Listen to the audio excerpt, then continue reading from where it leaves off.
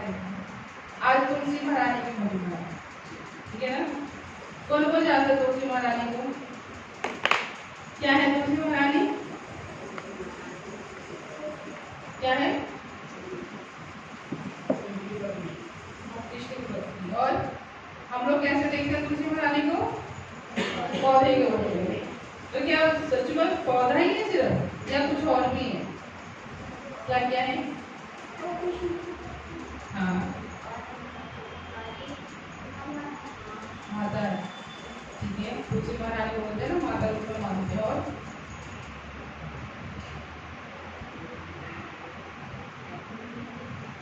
तुलसी आत्मा को शुद्ध करने के लिए, आत्मा को शुद्ध करने के लिए, शरीर को भी शुद्ध करती है। और हाँ, घर की परेशानियों को, कष्टों को दूर करती हैं और भगवान के भक्त हैं। और माताएं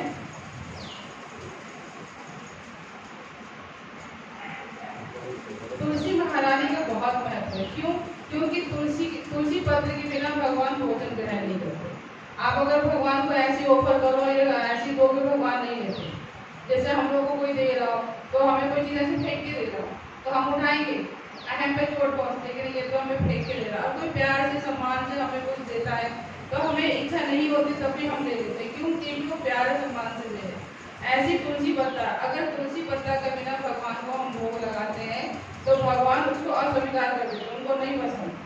जब तक उसमें तुलसी पत्ता ना हो, तुलसी महारानी ना हो, तो भगवान उस भोग को नहीं खाते। ठीक है, समझ में आया? तो आज हम तुलसी महारानी की ही चर्चा करेंगे कि तुलसी महारानी क्या है और कैसे है। ठीक है, तो तुलसी महारानी का भक्ति में बहुत महत्व है। ठीक है, और भक्ति भी जब हमें मिलती है जब तुलसी महारानी की हम पे कृपा हो। अगर तुलसी महारानी की हम पे कृपा नहीं है तो हमें भक्ति में नहीं मिलती। ठीक है, तो शास्त्रों में कहा गया है कि तुलसी का इतना महत्व है कि उसके बिना भक्ति नहीं मिलती है। एक बार राधा रानी की कथा आती है कि राधा रानी ब्रज की कथा आती है। ये कथा आपका गर्ग संहिता में, जो गर्गाचार्य थे ना, गर्गाचार्य कौन थे? गर्गाचार्य कौन थे?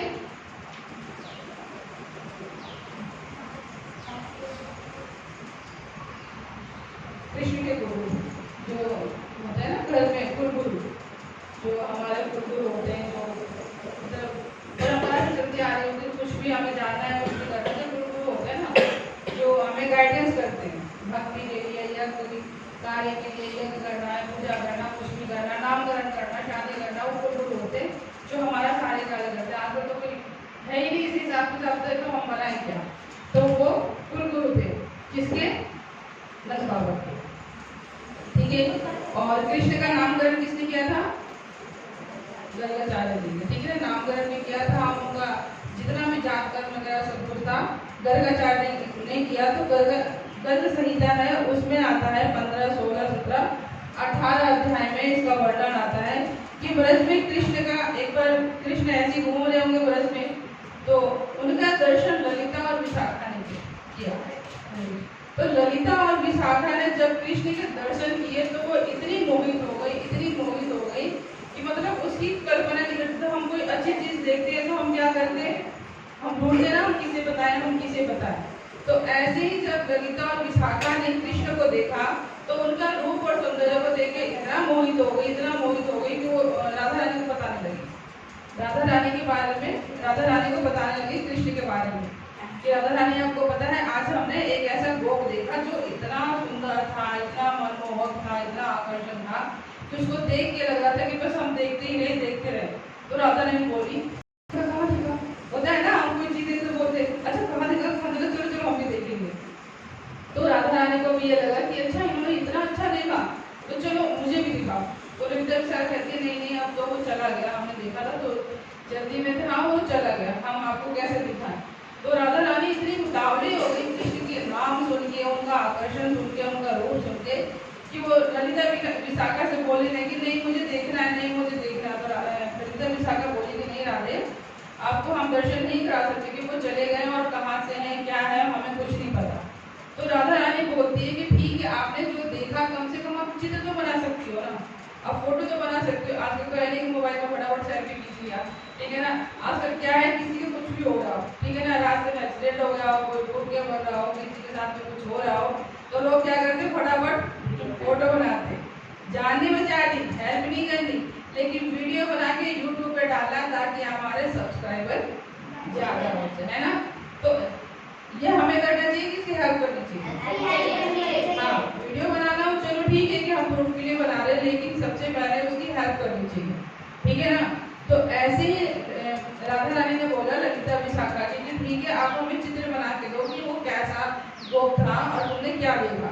तो ललिता और विशाखा ने जब वो चित्र बनाया तो राधा रानी इतनी मोहित हो गई, इतनी मोहित हो गई कि उस फोटो को, उस चित्र को अपने सीने से लगा के और वो घूमती रही और उसी के ख्यालों में खोते रही कि नहीं मुझे मिलना है। तो ललिता विशाखा ने बोला कि हम आपको कल मिलवाएंगे, हो सकता है कि इसी जगह में वो दोबारा से आए। लेकिन कृष्ण तो कृष्ण, ठीक है ना, इतनी जल्दी वो हाथ आने वाली नहीं। उनको पता था कि ये कुछ गड़बड़ है, यहाँ कुछ मेरे प्रति आकर्षण हुआ है, तो मुझे वहाँ पे अवॉइड करना है। तो वो तीनों जाके उसी स्थान पर रोज खड़ी हो जाती, ठीक है। तो कृष्ण दूर से देख लेते कैसे ये तीनों खड़ी है, तो वो वहाँ से गायब हो जाते, क्योंकि उनको दर्शन नहीं देना था। कृष्ण के दर्शन और कृष्ण की भक्ति इतनी आसानी से मिलती नहीं, ठीक है ना। और मिल जाए तो कृष्ण जाते नहीं है, वो कृष्ण का के नीचे जो टेढ़ा सा ऐसा लगा होता है ना, वो हमारे हृदय में अटक जाता है, ठीक है ना। तो जब मछली जब कांटे में अटक जाती है तो क्या वो अपने आप निकल पाती है? नहीं निकल पाती, है ना। जब तक उसको कोई निकाले नहीं तब तक वो नहीं निकलती। ऐसे कृष्ण का जो थ्रू वाला है ना, वो जो ऐसे जो लगाते हैं, वो जब हृदय में अटक जाता है ना, वो निकाले नहीं निकलता। आप कितना भी प्रयास कर लो, तड़पते रहो, मचलते रहो, लेकिन कृष्ण नहीं छोड़ते। या तो वो पकड़ते नहीं, वो कांटा फंसता नहीं है, और वो फंस गया तो फिर वो जन्मों जन्मों तक नहीं निकलता। तो ऐसे ही राधा रानी का वो कांटा तो फंस गया कृष्ण का, लेकिन कृष्ण को पता है कि थोड़ा सा मजा आता है कृष्ण को, है ना, थोड़ा तड़पाने में, थोड़ा सा परेशान करने में। तो 3 दिन 4 दिन वो ऐसे ही करते, लेकिन उनको कृष्ण नहीं मिले। तो उन्हीं गोपियों में से एक वृद्ध गोपी थी, जो थोड़ी सी मेच्योर होती है, समझदार होती है, जिनको शास्त्र का ज्ञान होता है, जिनको पता होता है, तो वो समझाने लगे राधा रानी को। उनका क्या नाम था? उनका नाम था चंद्रानना सती। थोड़ी सी एजेड थी, तो वो समझाने लगे राधा रानी को कि हे राधे, ये कृष्ण इतने आसानी से हाथ आने वाले नहीं है, इनको अगर पाना है तो आपको तब करना पड़ेगा, आपको उनका आराधना करना पड़ेगा। तो उन्होंने पूछा कि कैसे कर सकती हूँ उनको पाने के लिए, उनको देखने के लिए मैं क्या कर सकती हूँ। तो चंद्रानना सखी ने बोला कि अगर आपको कृष्ण को पाना है तो आप तुलसी महारानी की सेवा करो। तो राधा ने बोला कि मैं उनकी कैसे सेवा करूँ, कैसे सेवा कर सकती हूँ। तो उन्होंने समझाया कि अगर आपको कृष्ण से मिलना है, कृष्ण को पाना है, तो आप तुलसी महारानी की सेवा करो। और तुलसी महारानी की सेवा 9 प्रकार से होती है, 9दा भक्ति। कृष्ण की भी 9दा भक्ति होती है ना, समरण कीर्तन पाद सेवन, पढ़ा था ना आप लोगों ने 8वीं क्लास में। तो ऐसे ही तुलसी महारानी की भी 9दा भक्ति है। 9दा भक्ति के द्वारा हम तुलसी महारानी को प्रसन्न कर सकते हैं। और जब तुलसी महारानी प्रसन्न हो जाती है तो क्या करती है, हमें भक्ति प्रदान करती है, कृष्ण कृपा प्रदान करती है। और जब कृष्ण मिल जाते हैं तो फिर क्या होता है, हमारी सारी इच्छाएं, सारी चिंताएं, सब कुछ बदलाव अपने आप में हो जाता है। सारी चिंताएं हमारी दूर हो जाती है और जितनी हमारी इच्छाएं हैं वो सब पूरी हो जाती है। अगर मान लो कि हमें 2 लाख 3 लाख मिल जाए बच्चों को, और बच्चों की इच्छाएं क्या है, साइकिल आनी है और वो बाइक लेकर आनी है, छोटी वाली बाइक होती है जो आप लोग खेलते हो, और कौन सी गियर वाली साइकिल चाहिए, और क्या चाहिए, और क्या क्या चाहिए, घड़ी चाहिए डिजिटल वाला, गिटार चाहिए, मृदंग चाहिए, है ना, हारमोनियम चाहिए, ये सब चाहिए ना आप लोगों को। तो 1-2 लाख में तो बहुत सारे आ जाएंगे। तो ऐसे ही अगर आप लोगों की इच्छा है कि ये सब चाहिए, तो आप लोगों को इतना धन दे देते हैं कृष्ण की, जाओ 1 नहीं 4 ठीक है ना, खुद भी लो, अपने दोस्तों को भी लो। तो ऐसे ही जब हमें भक्ति मिलती है और तुलसी महारानी की कृपा से जब हमें कृष्ण मिल जाते हैं तो हमारी सारी इच्छाएं पूरी हो जाती है। ऐसे चंद्रानना ने राधा रानी को समझाया कि आप तुलसी महारानी की पूजा करो, उनकी आराधना करो। तो उसमें क्या क्या करना होता है, तुलसी महारानी बहुत ही पवित्र है, ठीक है, और ये कृष्ण प्रेम, कृष्ण भक्ति को प्रदान करती है। और कैसे करती है, ये 9दा भक्ति से करती है। जैसे कि हमें तुलसी महारानी की भक्ति करनी चाहिए, जैसे हमने तुलसी का पौधा लगाया और हम उसकी टीचर शुरू किया, भक्ति करना शुरू किया, तो सबसे पहले क्या होता है, हमें आंखों से देखना चाहिए तुलसी महारानी को। अगर छोटा हो रहा है, बड़ा हो रहा है, उसके पत्ते सूख रहे हैं, उसको पानी चाहिए, उसको क्या चाहिए, इस टाइप से हमें पहले तुलसी महारानी को अच्छे से देखना होता है। फिर हमें उसको छूना होता है। छूने में क्या होता है, हम जैसे उनको पत्तों पे मिट्टी हो गई है या कुछ हो गया तो पहले हम उसको धोएंगे अच्छे से।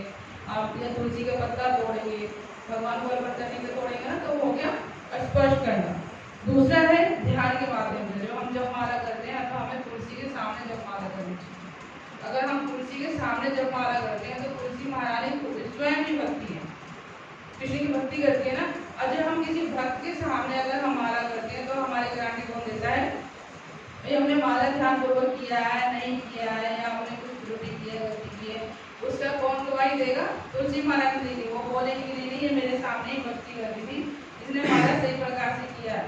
तो जब हम जाते हैं तो वहाँ पे हमें कोई ना कोई गवाही देने के लिए ये गारंटी होता है। जैसे हमारे समाज में होता है ना, हमने ये काम किया है या किसी ने चोरी किया है, तो कौन बोलता है इसने चोरी किया है, जो देखता है उसको बोलता है ना, हाँ मैंने देखा था इसने चोरी किया है। या उसने चोरी नहीं किया, एग्जाम गलत लग रहा, तो क्या होता है कि नहीं इसने नहीं किया, मैं वहीं तो खड़ा था, मैंने देखा इसने नहीं किया। तो ये क्या होता है, हमें हमारे लिए कोई गवाही दे रहा है। तो ऐसी जब हम माला करते तो हमारी माला की गवाही तुलसी महारानी देती है। इसलिए ज्यादातर वैष्णव तुलसी का पौधा, जब हम लोग तुलसी मंगलारती करते हैं ना, उसके बाद हम तुलसी की पूजा करने के बाद वहीं पे बैठ के हम लोग जप करते हैं। तो इस तरीके से हम स्पर्श के माध्यम से, ध्यान के माध्यम से और प्रणाम के माध्यम से, वृंदावन तुलसी से जो प्यार हम करते हैं ना, तो वो प्रणाम करते हैं हम लोग 3 बार। फिर कीर्तन करते हैं, तुलसी महारानी की कीर्तन भी करते हैं। जब हम आरती करते हैं और फिर हरे कृष्णा महामंत्र करते हैं तुलसी महारानी के सामने, तो वो कीर्तन हो गया। फिर स्तुति करते हैं, स्तुति भी करते हैं उनकी, मतलब गुणगान करना उनके बारे में, ठीक है। फिर रोपण यानी तुलसी पौधा लगाना चाहिए। घर में कहते हैं कि जितना ज्यादा तुलसी का पौधा हो तो वो जगह वृंदावन हो जाता है। तो हमें कोशिश करनी चाहिए कि तुलसी का पौधा हमें ज्यादा से ज्यादा लगाना चाहिए। अब तुलसी का पौधा क्या करना है, उसका जो बीज निकलता है, महीने का जो बीज है, उसी को डाल दो, पौधा अपने आप उग जाता है। तो जितना ज्यादा तुलसी का पौधा होगा हमारे घर में, उतना ही हमें कृपा मिलती है। और उसके बाद उसको रोज डेली पानी डालना चाहिए, ठीक है ना। रोटी खानी है या नहीं खानी है वो भूल जाए, लेकिन तुलसी में पानी डालना। लेकिन हम लोग कई बार अभी डाल देंगे, थोड़ी देर में डालते हैं, 5 मिनट डाल देंगे, ये काम लोग डालेंगे, फिर डालेंगे, इतने में सूरज शाम हो जाती है, वो भी कहीं सूखी रहती है। तो थोड़ा सा हमें ये भी ध्यान रखना चाहिए कि पानी का हमें प्रॉपर ध्यान रखना चाहिए। और नित्य उनकी पूजा करनी चाहिए, रोज डेली उनकी पूजा करनी चाहिए तुलसी महारानी की। और इससे क्या होता है, हमें कृष्ण की भक्ति प्राप्त होती है। कहते हैं जो तुलसी पौधा रोपता है, यानी जो तुलसी पौधा लगाता है, और वो तुलसी जितने दिन तक रहती है, 1 साल है, 2 साल है, 6 महीने है, उसको हम 1000 से मल्टीप्लाई करें तो जितना भी, अगर 1000 से मल्टीप्लाई करते हैं, जितने दिन जो तुलसी रही है उतना कल्प तक हमारे जो वंशज है जो हमारे, वो वैकुंठ में कृष्ण के धाम में निवास करते हैं, वो वृंदावन धाम। तो तुलसी लगाने की इतनी महिमा है, ठीक है। और कई कल्पों तक मतलब भक्ति भी मिलती है, कृष्ण मिलते हैं, कृष्ण का धाम भी मिलता है। कौन कौन नरक या स्वर्ग जाना चाहता है? नरक कोई जाना चाहता है? स्वर्ग? और आप क्लास में आएंगे तभी हाथ होगा। और कौन कौन स्वर्ग जाना चाहता है? हाँ करो कितने, 1 2 3 लोग, ठीक है। अच्छा, 5 स्टार होटल या 3 स्टार होटल में कौन कौन गया है? आप लोग गए, और भी गया है?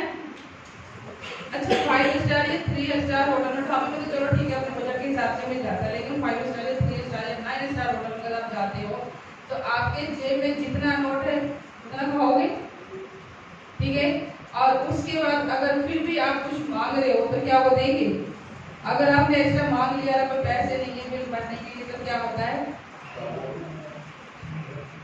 देखा है ना, झाड़ू पोछा पड़ता है और उसके बाद 2 लाख मारेगा गार्ड। तो आपको इस्लामिक हो गया था ना, अभी जब अपन एंट्री कर रहे थे अंदर, वही गार्ड आपको धक्के मार के बाहर निकालता है। ठीक है, यही स्वर्ग का हाल है। आपने जितना पुण्य कमाया है उतना ही आप स्वर्ग में रह सकते हो। आपका पुण्य जैसे ही खत्म हुआ वैसे ही वहाँ का यमराज जो गार्ड होता है ना, जो आपको मतलब सलामी ठोक रहा था अभी कि आप स्वर्ग में आ जाओ, और जैसे ही पुण्य खत्म हुआ आपको लात मार के नीचे गिराया जाता है कि भागो जाओ यहाँ से, दोबारा जाके पुण्य कमाओ और फिर यहाँ एंट्री करना। गार्ड बोलता है ना कि जब जेब में पैसे नहीं तो तुम्हें घुसने की हिम्मत कैसे हो, बोलता है ना 5 स्टार वगैरह होटल में जाते हो, जब औकात नहीं थी तो यहाँ होटल में किस लिए आए। ऐसे ही जब वहाँ से जब स्वर्ग से होता है ना, जब तुम्हारा पुण्य नहीं था तो यहाँ आने की क्या आवश्यकता थी, पुण्य और बढ़ा लेते, तब हम सोचते थोड़ा और बढ़ा लेते, थोड़ी और पूजा कर लेते, थोड़े दिन और रह लेते, है ना। अगर नहीं है तो फिर दोबारा हम कहते हैं ना टूटता हुआ तारा आ रहा है, हमें विश मांगनी चाहिए। जितने भी टूटते हुए तारे हैं ना वो स्वर्ग से लात मारे हुए, जब वो नीचे आते हैं, जब तक वो धरती से ऊपर है तब तक वो पवित्र है, क्योंकि वो स्वर्ग से आ रहे हैं। कुछ ना कुछ तो क्या वो क्वालिटी होगी ना उसकी, जब वो धरती पे आ जाते तो हम जैसे हो जाते, ठीक है ना। तो जब तक आसमान में होते हैं तो स्वर्ग से देवता के साथ में आ जाते हैं, इसलिए हम लोग विश मांगते हैं तो विश कई बार पूरी हो जाती है। तो इसीलिए बोलते हैं कि हमें अपना ना तो पुण्य ज़्यादा बढ़ाना चाहिए और ना पाप। हमें क्या करना चाहिए, हाँ, और जो पुण्य पाप करोगे वो किसको दोगे, मुझे, किसको दोगे। मान लो हमसे पाप हो गया या हमने बहुत अच्छा कार्य किया, दान पुण्य किया या हमने भक्ति करी, वो पुण्य बढ़ गया, हमने गलती करी तो पाप बढ़ गया, तो पुण्य और पाप हमें लगेगा, तो उसी के हिसाब से हमें कर्म बनेंगे। लेकिन अब हम पुण्य कमा रहे हैं, पुण्य हमने प्राप्त किया, वो हमने कृष्ण को दे दिया, है ना। अगर हमसे कुछ अच्छा काम हुआ तो हम क्या बोलेंगे, ये कृष्ण आपने कराया, ये आपका है, आप ले लो, है ना। अगर हमसे पाप हो गया तो हम क्या बोलेंगे, कृष्ण हमसे पाप हो गया, इसके लिए हमें क्षमा करो, हम आगे से नहीं करेंगे और हम आगे से ध्यान रखेंगे और हमारी हेल्प करो कि हम दोबारा से पाप ना करें। तो ये क्या हो गया, ये बैलेंस हो गया, ना पुण्य और ना बड़ा, दोनों कैसे रहेगा, ठीक है। तो हमारी बढ़ती है तो हमारा बैलेंस होता है, तो हम कृष्ण के आज जब हम गोविंद जाते हैं तो वापस ये कथा कि नहीं है, नहीं याद है। एक व्यक्ति था तो उसको नारद जी ने बोला कि आप भक्ति करो, भक्ति करो। जैसे हम बोलते हैं ना समाज में बहुत सारे लोगों को बोलते हैं, घर घर जाके आपके गले में सब जगह प्रचार करके आया, भक्ति करो, गीता ले लो, गीता पढ़ोगे तो भक्ति मिलेगी। लेकिन उनमें से पूरी सोसाइटी में किसी ने भी नहीं सुना। कईयों ने गीता ले भी लिया, हम पैसे देंगे बाद में, और वो आज तक किसी का दर्शन नहीं हुआ, ठीक है ना। तो हम बहुत बोलते हैं कि भक्ति करो, लेकिन लोगों को लगता है अच्छा इस संसार में मौज मस्ती करने के लिए आए, तुम बोलो भक्ति करो, बेकार के कष्ट देने के लिए आए, कष्ट क्या कम है तो तुम और देने के लिए आए हो। तो ऐसे ही नारद मुनि किसी व्यक्ति को बोले कि आप भक्ति करो, तो बोलते नहीं नहीं मेरे को भक्ति नहीं करना, मुझे समझ नहीं आता। तो नारद मुनि बोले कि चलो ठीक है, आप भक्ति नहीं करो ना, आप तुलसी महारानी की सेवा करो, ठीक है, उनकी पूजा करो, उनकी भक्ति करो, उनकी देखभाल करो। अरे हाँ ये तो बेहतर होगा, खेती बाड़ी आती है उसमें तुलसी लगा लूंगा, उनकी सेवा भक्ति करूंगा, ये मैं कर सकता हूँ। तो पूरी जिंदगी यही करता रहा, तुलसी महारानी को सींचना, पौधे लगाना, उनको जल देना, उनको सेवा करना, ये करता। जब उसका अंतिम समय आया तो वो तुलसी महारानी की ही सेवा कर रहा था। तो जब अंतिम समय आया तो वो विचलित हो जाते ना, बेचैन हो जाते हैं। तो जब वो विचलित बेचैन होने लगा तो उस पौधे को पकड़ लिया सहारे के लिए, तुलसी के पौधे को पकड़ लिया था सहारे के लिए। तो जब यमदूत आए तो उन्होंने देखा कि ये तो तुलसी का पौधे को पकड़ रखा है। तो कहते हैं कि जो तुलसी का पौधे को अगर उसने पकड़ लिया या गले में कंठी माला तुलसी के पहन रखी है, उसको यमदूत हाथ नहीं लगा सकते। ये यमराज ने अपने सारे जितने भी चेले हैं ना, यमदूत वगैरह होते हैं, उनको सबको सिखा रखा है कि जिसने भी गले में अगर कंठी माला पहनी हुई है या तुलसी के पास में अगर वो है, तुलसी की कंठी माला पहनी है और या तुलसी के पौधे के पास में है या तुलसी धारण करती है, उसको तुम लोग हाथ मत लगाना, नहीं तो तुम लोग जल जाओगे, भस्म हो जाओगे वहीं पे वहीं। अब यमदूत आए और उसको दूर से देख रहे हैं कि इसने तो तुलसी को पकड़ रखा है। अब यमदूत कह रहे हैं कि भाई इधर आना जरा। तो उसको लगा कि ये तो भयानक से कुछ गड़बड़ है, क्योंकि रानी होती है ना, उसको पहले से एहसास हो जाता है कि कुछ गड़बड़ होने वाला, उसको लगा कुछ गड़बड़ होने वाले विचित्र से, वो कहता है नहीं आप ऐसी दूर से बता दो आप क्या बात करनी है। यमदूत कहते नहीं उसको जरा पौधे को छोड़ के इधर तो आओ, आपके कान में बात करनी है। तो कहते नहीं आप यहीं से बात करो, मैं यहीं से बात करूँगा, मैं तेरे लिए उठना नहीं मैं, आप यहीं से बात करो, क्या कहना चाहते हो। बहुत जिद किया यमदूत ने, बहुत जिद किया, लेकिन उसने पौधे को नहीं छोड़ा, क्योंकि जब हम भक्ति करते हैं ना तो हमारी बुद्धि एक्टिवेट हो जाती है। कैसे, जब हम फोन लेकर आते हैं ना तो उसमें कई ऐप्स नहीं होते, तो हम उसको क्या करते हैं लोड करते हैं ना, हमारे पास ये ऐप्स नहीं है वो ऐप्स नहीं है, तो हम उसको लोड करते हैं, उसके बाद हम उसमें कार्य करते हैं। तो ऐसे ही उसका दिमाग का अपलोड हो चुका था, तो उसने नहीं छोड़ा कि नहीं नारद मुनि ने बोला था कि आप तुलसी की भक्ति करना, तो अंतिम समय में आपका मतलब यमदूत हाथ नहीं लगाएंगे, इतना इसके दिमाग में क्लिक हो रहा था। तो यमदूत ने बहुत प्रयास किया, लेकिन उन्होंने तुलसी पौधा नहीं छोड़ा। तो उसके बाद फिर वो शिव जी के पास गए कि शिव जी अब इनका समय आ गया है और ये मतलब भक्त तुलसी का पौधा नहीं छोड़ा, हम कैसे लेके जाए। तो शिव जी भी बहुत प्रयास करने लगे कि बेटा इधर आओ, मैं आपको ये सुना रहा हूँ वो सुना रहा हूँ, मैं आपको ये इच्छाएं पूरी कर दूंगा, आप बस एक बार हमारे पास आ जाओ। तो वो बहुत समझदार, ठीक है, वो कहने लगा कि आपको जो कहना है जो कर देना है आप मुझे यही दे दो, मैं तुलसी का पौधा छोड़ के नहीं आ रहा, क्योंकि नारद जी की बात उसको समझ में आ गई। अंतिम समय में ना पूरी जिंदगी कोई बात समझ नहीं आती, लेकिन अंतिम समय में समझ में आ जाता है कि हमें क्या समझाया जा रहा था, लेकिन बहुत देर हो चुकी होती है।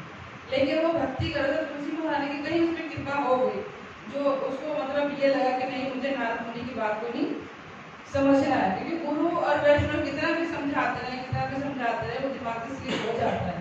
लेकिन जब परेशानी आती है तो हमें समझ में आता है, अगर भक्ति की कृपा है, सच में भक्ति मिल गई है, तो हमें एकदम से याद आ जाता है कि नहीं हमें ये कार्य नहीं करना है। तो शिव जी भी बहुत उसको बढ़ावा देते रहे, बहुत समझाते रहे, लेकिन उन्होंने तुलसी का पौधा नहीं छोड़ा। अब वो ब्रह्मा जी के पास गए, अब ब्रह्मा जी भी आ गए, वो भी उसको समझाने लगे कि तुम्हें ब्रह्म को लेके जाऊंगा, तुम्हें मोक्ष दिलाऊंगा, और तुलसी का पौधा छोड़ के इधर आ जाओ, हमें तुमसे बात करनी है। तो वो कहते जो बात करनी है कान में कहो, आँख में कहो, नाक में कहो, कहीं भी कहो, कुछ भी कहो, लेकिन मैं यहीं बैठ के सुनूंगा, आपको मेरे पास आना पड़ेगा और मुझे जो बात कहनी है वो यहीं बताना पड़ेगा, मैं अब नहीं आ रहा हूँ उनके पास में। तो सब ब्रह्मा जी भी, शिव जी भी, यमराज भी सब परेशान हो गए कि अब इसे क्या करना है, क्योंकि तो ले जाना कंपल्सरी है भाई, अंतिम समय आ गया तो उसको छोड़ भी नहीं सकते, यहाँ पे ले जाना है और तुलसी के पौधे के साथ उसको लेके नहीं जा सकते। तो फिर विष्णु जी के पास जाइए खबर, तो विष्णु जी ने अपना विमान भेजा और उस विमान में बैठा के उस व्यक्ति को गोलोक वृंदावन धाम जगह बैठ लेके गए, और पीछे पीछे यमराज भी, ठीक है, शिव जी भी और ब्रह्मा जी भी गए कि प्रभु आप ही कुछ करिए, ये इतना जिद्दी है कि तुलसी का पौधा छोड़ नहीं रहा और हम इसका क्या करें। अंतिम समय आ गया तो भगवान हम बैठे बैठे हंस रहे, कह रहे हम इतने टेंशन में आ रहे, आपको हंसी सूझ रही है ना, कि हम ये मान नहीं रहे, हम आपके पास लेके फैसले के आप हंसे जा रहे। तो किसी ने बोला कि मैं क्यों नहीं हंसूं, जो इसका कार्य था वो तो पूर्ण हो गया भाई, जो लोग एक बार बैकुंठ में आ जाते हैं वो पुनः वापस नहीं जाते, अब ये आ गया तो आप लोग अपने अपने काम में जाओ, इसका काम हो गया, इसको जहाँ आना था ये पहुंच गया, अब आप लोग जाओ और जाके अपना अपना कार्य करो, इसकी छुट्टी करो। तो क्या हुआ, तुलसी के पौधे से बैकुंठ चला गया और सीधा विमान आया उसको लेने के लिए, ना यमदूत आए ना विष्णुदूत आए, कोई नहीं आया, डायरेक्ट एंट्री। होता है ना कई बार जब हम कोई अच्छा सा एग्जाम देते हैं, हम कोई कार्य कर, मानो हम जॉब की तैयारी कर रहे हैं, ठीक है ना, और हमारा अच्छा रैंक आ गया, तो जब अच्छा रैंक आता है तो क्या होता है, डायरेक्ट ज्वाइनिंग, ठीक है ना कोई इंटरव्यू, ना कोई टेस्ट, ना कोई एग्जाम, ना कुछ, डायरेक्ट एंट्री। ऐसे ही जब उसने भक्ति करी तुलसी महारानी की, तो उसकी डायरेक्ट एंट्री कहाँ हुई, गोलोक वृंदावन धाम में। तो हमें यही करना और कुछ नहीं करना, हमें तुलसी महारानी की सेवा करनी है, भक्ति करनी है, और क्या करना है, कृष्ण की प्रसन्नता के लिए कार्य करना है, और जो गुरु और वैष्णव बोलते हैं बस हमें उसी पे ही ध्यान देना है, ठीक है। तो अब तुलसी महारानी का हमें मानो जी को पौधा देना है, ठीक है ना, किसी ने बोला जैसे माता जी बोल रही तो आया नहीं, मिट्टी का काम हुआ नहीं, तो अगर हमें तुलसी महारानी का पौधा हमें दान करना चाहिए। अब वो एक तुलसी का पौधा दान करने से अगर 100 ग्राम सोना कितने का आता है? 100 ग्राम 100 ग्राम 5 लाख का। क्या रेट चल रहा है? 10 ग्राम 100 ग्राम कितना हो गया? 6 लाख का। तो 100 ग्राम सोना अगर हम जब दान देते हैं तो जितना हमें उसका फल मिलेगा, 100 ग्राम सोने का दान करने का जितना हमें फल मिलेगा उतना एक तुलसी का पौधा दान करने से मिलता है। तो इसीलिए और हमारे समाज में क्या भ्रांतियां फैली हुई है? दान नहीं करनी चाहिए, हमारे घर की लक्ष्मी चली जाती है ना? हमारे घर की लक्ष्मी चली जाती है या फिर हमारे घर की क्या चली जाती है? बरकत चली जाती है, बोलते हैं ना। तो समाज में ये उल्टा प्रथा चल रहा है, जबकि तुलसी हमें ज्यादा से ज्यादा दान करनी चाहिए। हमें किसी घर में तुलसी नहीं होती तो हम कहते हैं तो सही। हाँ, हम दे सकते हैं। तुलसी हर घर में होनी चाहिए। कहा गया है शास्त्रों में कि जिस घर में तुलसी है वहाँ पे वृंदावन धाम है, और जिस घर में तुलसी नहीं है वो शमशान घाट के समान है। तो हमारा घर कैसा होना चाहिए? वृंदावन धाम होना चाहिए। कौन चाहता है अपना अपना घर शमशान घाट बनाना? बेटा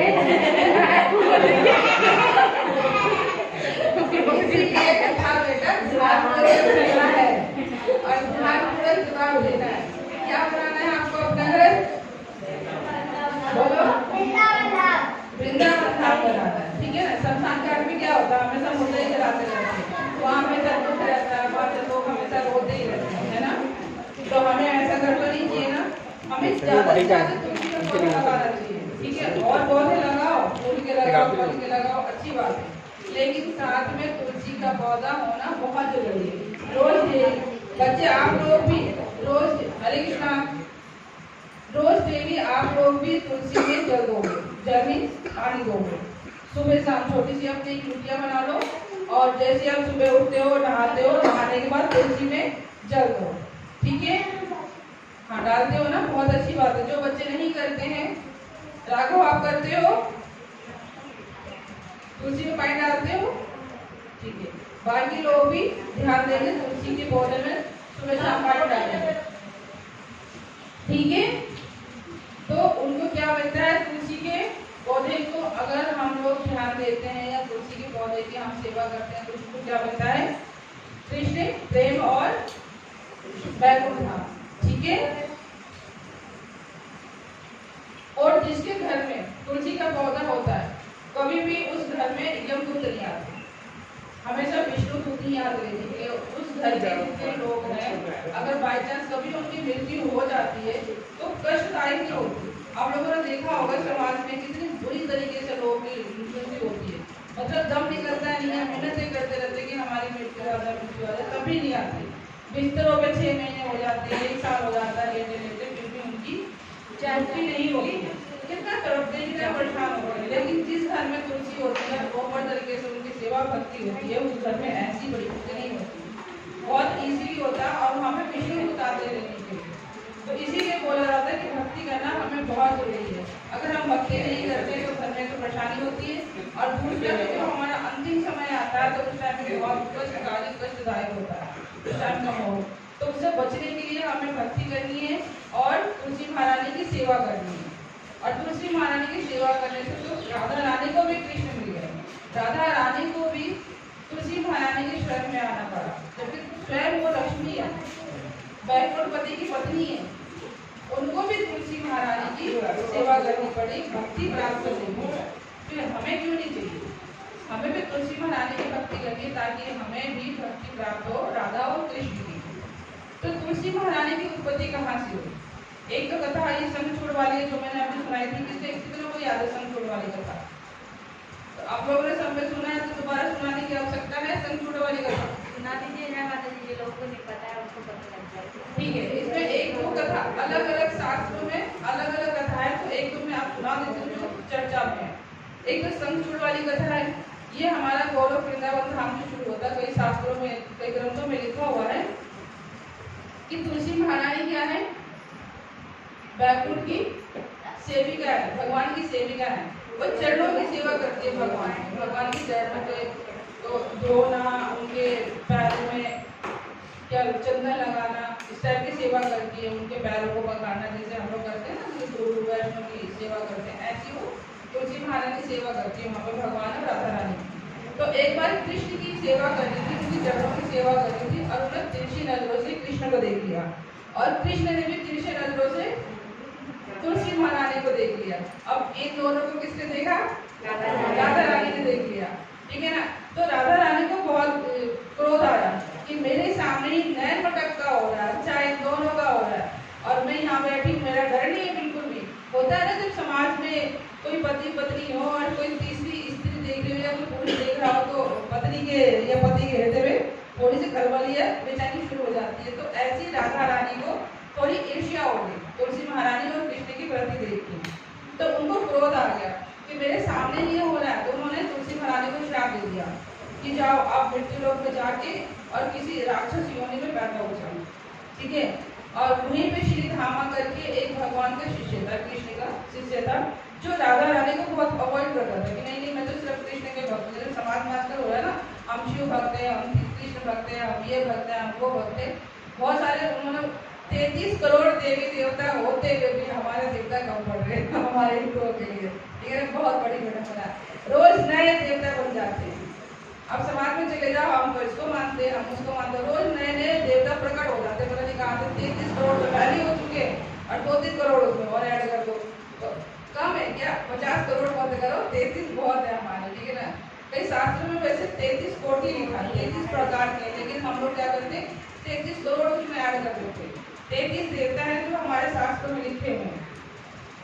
तो इसी तरीके से एक सिद्धामा करके वो भगवान को बहुत मानता था, कृष्ण को लेकर राधा रानी को अवॉइड करता था। तो राधा रानी को बहुत गुस्सा आया किसी दिन, ठीक है। तो राधा रानी ने उसको श्राप दे दिया कि आप मुझे मतलब अवॉइड कर रहे हो या ऐसे कर रहे हो। उन्होंने कृष्ण के साथ में राधा और कृष्ण, कई जगह वर्णन आता है कि राधा रानी हर चीज चख के कृष्ण को देती थी कि कहीं ये खराब तो नहीं है या इसमें कुछ स्मेल तो नहीं है, ये बासी तो नहीं हो रहा है। कभी भी कृष्ण को हमें बासी भोग नहीं लगाना चाहिए, राधा रानी को बिल्कुल पसंद नहीं है। कृष्ण तो फिर भी खा लेते हैं, उनको जूठा दे तो कैसे भी दे दो, कृष्ण खा लेते हैं कि मेरा भक्त मेरे को प्रेम से दे रहा है, लेकिन राधा रानी माफ नहीं करती। राधा रानी को पसंद नहीं है कि कोई भी मतलब कृष्ण की सेवा में अगर कोई त्रुटि कोई गलती हो जाती है उसको राधा रानी माफ नहीं करती। कृष्ण माफ कर दे, चलो मेरा गलती हो जाती, सीख जाए, लेकिन राधा रानी माफ नहीं करती। तो यही जो वो कृष्ण को चक में दे रही थी, चक जैसे सभी ने मेरी खिलाया था ऐसे वो खिलाया था, तो श्री धामा को मतलब पसंद नहीं आया कि मेरे भगवान को ये दूखन कैसे खिला रही है, ये कौन स्त्री ऐसे कैसे खिला रही है। तो इसी बात पे फिर राधा रानी को अच्छा नहीं लगा और राधा रानी ने उनको श्राप दे दिया कि जाओ आप मृत्यु लोक में जाके और राक्षस योनि में अब उत्पन्न हो जाओ, प्रकट हो जाओ। तो जो श्री धामा है वो मृत्यु लोक में आके संग छोटा है और जो तुलसी महारानी थी वो वृंदा देवी के रूप में प्रकट हुई। तो जब ये बड़े हुए तो वृंदा देवी को मतलब भक्ति, विष्णु भक्ति जो हमारे हृदय में होता है ना, पहले जो हमारी आत्मा होती है, हम कहीं भी जाए वो आत्मा वैसी ही प्रकट होती है। आपने कई जानवरों को भी देखा, कई जानवर मंदिर के बाहर जाके बैठे रहते हैं या पूजा होगी उस टाइम पे चले जाते हैं, ठीक है ना, या उनको कीर्तन में बहुत रस आता है, तो कुछ ना कुछ गलती की वजह से वो जानवर प्रवृत्ति में आ गए। तो ऐसे ही तुलसी महारानी को पिछले जन्म का जो था वो विष्णु भक्ति में बहुत ज़्यादा मतलब भक्ति करने लगी, तो उनको भी वरदान प्राप्त हुआ कि उनकी जिससे शादी होगी उसका तपोबल इतना बढ़ेगा कि जब तक तुलसी महारानी रहेगी उसको कोई हरा नहीं सकता, वो किसी से हारेगा नहीं युद्ध में या कहीं पे भी। तो इनकी शादी शंखचूड़ से हुई। जब शंखचूड़ पहले से ही राक्षस प्रवृत्ति में था और उसने भी अपना तपोबल बढ़ा रखा था और तुलसी महारानी से शादी हो गई तो उसका पावर और बढ़ गया। अब उसको लगा कि मैं किसी को हरा नहीं सकता कोई मुझे, तो उसने बहुत ज़्यादा उपद्रव मचाना शुरू कर दिया और मचाते मचाते क्या किया, वो स्वर्ग लोक पे आक्रमण करके सारे देवताओं को भगा के और स्वर्ग पे अपना अधिकार स्थापित कर लिया। तो सारे जो देवता थे वो मिलकर विष्णु जी के पास गए और शिव जी के पास गए। तो शिव जी ने भी बहुत युद्ध किया लेकिन उसको नहीं हारा था। तो फिर सब मिलकर विष्णु जी के पास गए। तो विष्णु जी ने बोला कि उसको वरदान मिला है कि जब तक उसका स्त्री धर्म रहेगा, सतीत्व रहेगा, जब तक वो पतिव्रता रहेगी, जब तक वो सगुजुड़ को कोई भी नहीं मार सकता ना और हरा सकता है। तो विष्णु जी ने या कृष्ण ने, ठीक है, विष्णु और कृष्ण एक ही है, ठीक है, अगर विष्णु नाम लेती हूँ तो भी कृष्ण है और कृष्ण नाम लेती हूँ तो भी विष्णु उसमें हो जाता है। तो उन्होंने संगजुड़ का रूप धारण करके और तुलसी महारानी का पतिव्रता भंग किया। तो जैसे पतिव्रता भंग किया तो वहाँ पे जब युद्ध चल रहा था शिव जी का और संगजुड़ का, तो शिव जी ने अपने तीर से संगजुड़ को मार दिया। तब से शंख का जल या शंख शिवलिंग पे नहीं चढ़ता है। शंख का जल हो या शिवलिंग में भी, शिवलिंग जहाँ पे होता है वहाँ पे शंख नहीं रखा जाता। लेकिन विष्णु जी ने जब इधर ये प्रक्रिया हो रही थी, जब पतिव्रता धर्म में तुलसी का वृंदा का उन्होंने नष्ट किया, तो उसके बाद तुलसी को पता चल गया कि ये मेरा पति नहीं है, कोई और है। तो उसको बहुत गुस्सा आया कि प्रभु मैं आपकी भक्ति करती हूँ। होता ना कई बार जो हम लोगों को परेशानी आती है, बोलता हम इतनी भक्ति कर रहे हैं, फिर भी हमारे साथ में से पूरा हो गया, या फिर हम लोग नहीं समझ में आ रहा क्या करें। तो ऐसे ही तुलसी को बहुत गुस्सा आया कि भगवान आपको मुझे पाना था तो अपने रूप में आगे बातें में वैसे प्रसन्न हो जाती, मैं आपके लिए तो भक्ति कर रही हूँ, लेकिन आप मेरा वेश को तभी क्यों आए मेरे पति के रूप में, ये तो आपने मेरे साथ में झट किया। तो वृंदा ने अपना शरीर वहीं का अपनी उन्होंने त्याग दिया और भस्म कर लिया और भगवान को श्राप दे दिया कि आप इतने निष्ठुर और निष्ठुर और कठोर हो गए हो कि आप पत्थर के समान हो गए हो। आपका हृदय नहीं पिघला कि अपने भक्त के साथ में छल करते हुए, तो आप पत्थर हृदय हो गए हो, तो जाओ पत्थर के बन जाओ। तो भगवान कभी पत्थर के बन गए, ठीक है। और तुलसी महारानी जब अपने शरीर को भस्म किया तो उस राग से तुलसी महारानी पड़ गई, ठीक है। तो उसके बाद फिर भगवान ने उनको आशीर्वाद दिया कि ठीक है, आप क्रोध में आपने जो बोला मैं स्वीकार करता हूँ, पत्थर का हो जाऊंगा, लेकिन मुझे जो भी भोग लगेगा मैं आपके बिना ग्रहण नहीं करूँगा। जब तक आप उसमें नहीं होगी तब तक मैं उसको स्वीकार नहीं करूँगा। इसीलिए विष्णु या कृष्ण या राम जी का कोई भी भोग लगता है या कुछ भी होता है तो उसमें तुलसी पत्ता जरूर होता है, उसके बिना विष्णु जो भक्ति है वो पूर्ण नहीं होती। तो तुलसी महारानी को भगवान ने आशीर्वाद दिया, ठीक है। एक तो ये कथा आती है। दूसरी कथा आती है कि जब सरस्वती, गंगा और लक्ष्मी जी, ये तीनों भगवान की क्या है, पत्नी है, ठीक है ना। ये पृथ्वी भगवान की पत्नी है, पत्नियां बहुत सारी 16,108 है, वैसे भी बहुत सारी भगवान की पत्नी है, कितने कितने में थक जाएंगे। तो एक बार बैकुंठ में ये तीनों थी, तो सरस्वती के मन में ना ईर्ष्या उत्पन्न हो गई कि भगवान ना मतलब मुझे इग्नोर करते हैं। जैसे चंद्रमा की उसमें कहानी में आती है ना कि 27 नक्षत्र से उनकी शादी हुई, उसमें रेवती से वो बहुत प्यार करते थे, बाकी भी चिढ़ने लगी, ठीक है। तो बाकी चिढ़ने लगे तो मैंने अपने जाके पिता से कंप्लेंट कर दिया जेठ महाराज से कि हमें अवॉइड करते हैं, सिर्फ रेवती को लेके घूमते रहते हैं, हम 27 से हम 26 क्या करें, भाई शादी तो हमारी सबकी हुई है ना चंद्रमा के साथ में। तो फिर उनके ससुर ने उनको श्राप दिया था कि आप कोढ़ ही हो जाओ, ये कहता है पता है आप लोगों को। तो कोढ़ का जो रोग दिया था उनके ससुर ने दिया था। तो उसके बाद फिर उन्होंने शिव जी को कहानी नहीं हो जाती, तो उसके बाद फिर ये तीनों एक दूसरे से ईर्ष्या करने लगी। सरस्वती ने बोला भगवान से बहुत गुस्से में कि भगवान आप हमें ना अवॉइड करते हो, हम पे कोई ध्यान नहीं देते, और आप देखो ना आप गंगा के पीछे लगे रहते हो, तो गंगा गंगा करते रहते हो, गंगा को ज़्यादा प्यार करते हो, हमें नहीं करते हो। तो भगवान तो सहन कर गए, लेकिन लक्ष्मी जी नहीं सहन कर पाए कि मेरे भगवान को आपने ऐसे कैसे बोला, ऐसे कैसे लैंग्वेज से बोला, ऐसे रुष्ट होकर बोला भगवान ने। भगवान तो कभी भेद नहीं करते, आपके मन में भेद होगा, आपकी आंखों में भेद होगा कि आपको ऐसा लग रहा है कि भगवान अवॉइड कर रहे हैं, ऐसा नहीं है। तो लक्ष्मी जी को बहुत गुस्सा आया और लक्ष्मी जी ने सरस्वती को श्राप दिया कि आप जाओ, आप यहाँ जैसे बह रही हो ना, जैसे बोल रही हो, जाओ ऐसी पृथ्वी पर बहती रहो, जाओ वहाँ पे नदी बन जाओ, ठीक है। तो गंगा ने पक्ष लिया, सरस्वती का गंगा ने पक्ष लिया कि नहीं नहीं ऐसा नहीं है।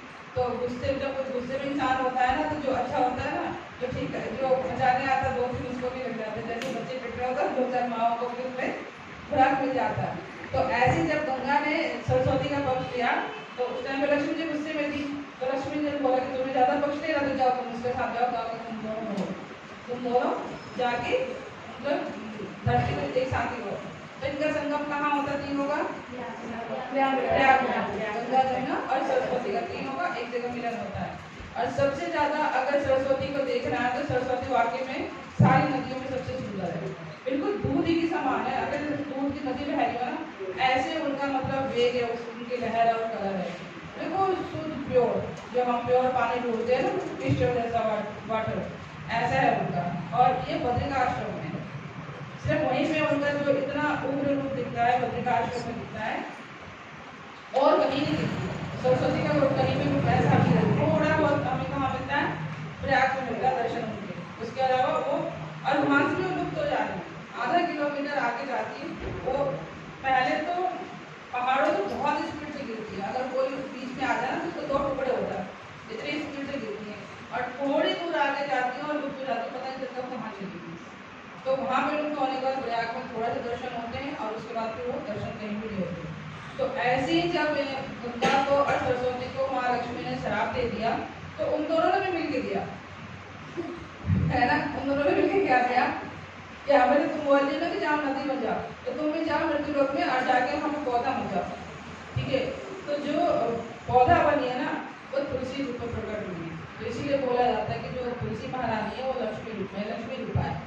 जो तुलसी महारानी की पूजा करता है वो घर में लक्ष्मी की मतलब उसको बरकत रहती है, कभी कभी नहीं रहती। तो तुलसी महारानी की पूजा के साथ में पूजा करनी चाहिए।